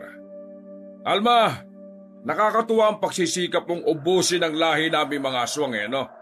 Pero nakikiusap ako sa iyo. Matanda ka na. Matanda na tayo. Huwag mo nang bigyan ng dahilan ng kapalaran para mawala ka na sa mundong ito. Mas gugustuhin ko pang mawala sa mundong ito kesa naman mabuhay ako na nakikita ko kayong nandito. Hindi nyo na uli magagawa ang bulok na estilo ninyo. Ngayong nakalaya ng pinakamalakas na aswang, wala na kayong magagawa. Bettina, niloko mo kami. Lalo na ako. Asang-asa ako. Pero isa ka palang aswang. Ginamit mo lang kami para sa kasamaan mo. Umasa ka na papatulan kita? Kayo? Kadiri, mga hampas lupa. Oy, Bettina, mas kadiri ka, no? Hindi ko lang sinasabi sa iyo dahil ayaw kitang ma-offend. Pero ang baho rin naman ang hininga mo Tama na! Ngayong gabi, dadanak ang dugo sa bakuran na ito at sisiguraduhin ko na dugo ninyo ang didilig sa sinilangan ninyong baryo! Agad na nagbago ang anyo ni Mang Severino at ni Bettina. Kanya-kanya namang pulasan sila Carlo. Nakarap nila si Bettina. Nang magsimula na ang laban, kitang-kita na medyo nahihirapan ang magkakaibigan. Malakas si Bettina.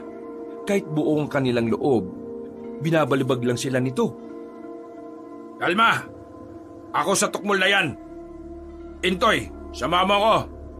Alma, tulungan mo yung tatlong kumag Agad din naman pumayag ang matandang babae. Habang nilulusob ni Intoy ang pinuno ng mga aswang, hinarap din naman ni Aling Alma si Bettina. At anong magagawa ng katandaan mo sa kagandahan ko? Kulang ka pa sa karanasan, iha. Yon ang lamang ko sa iyo.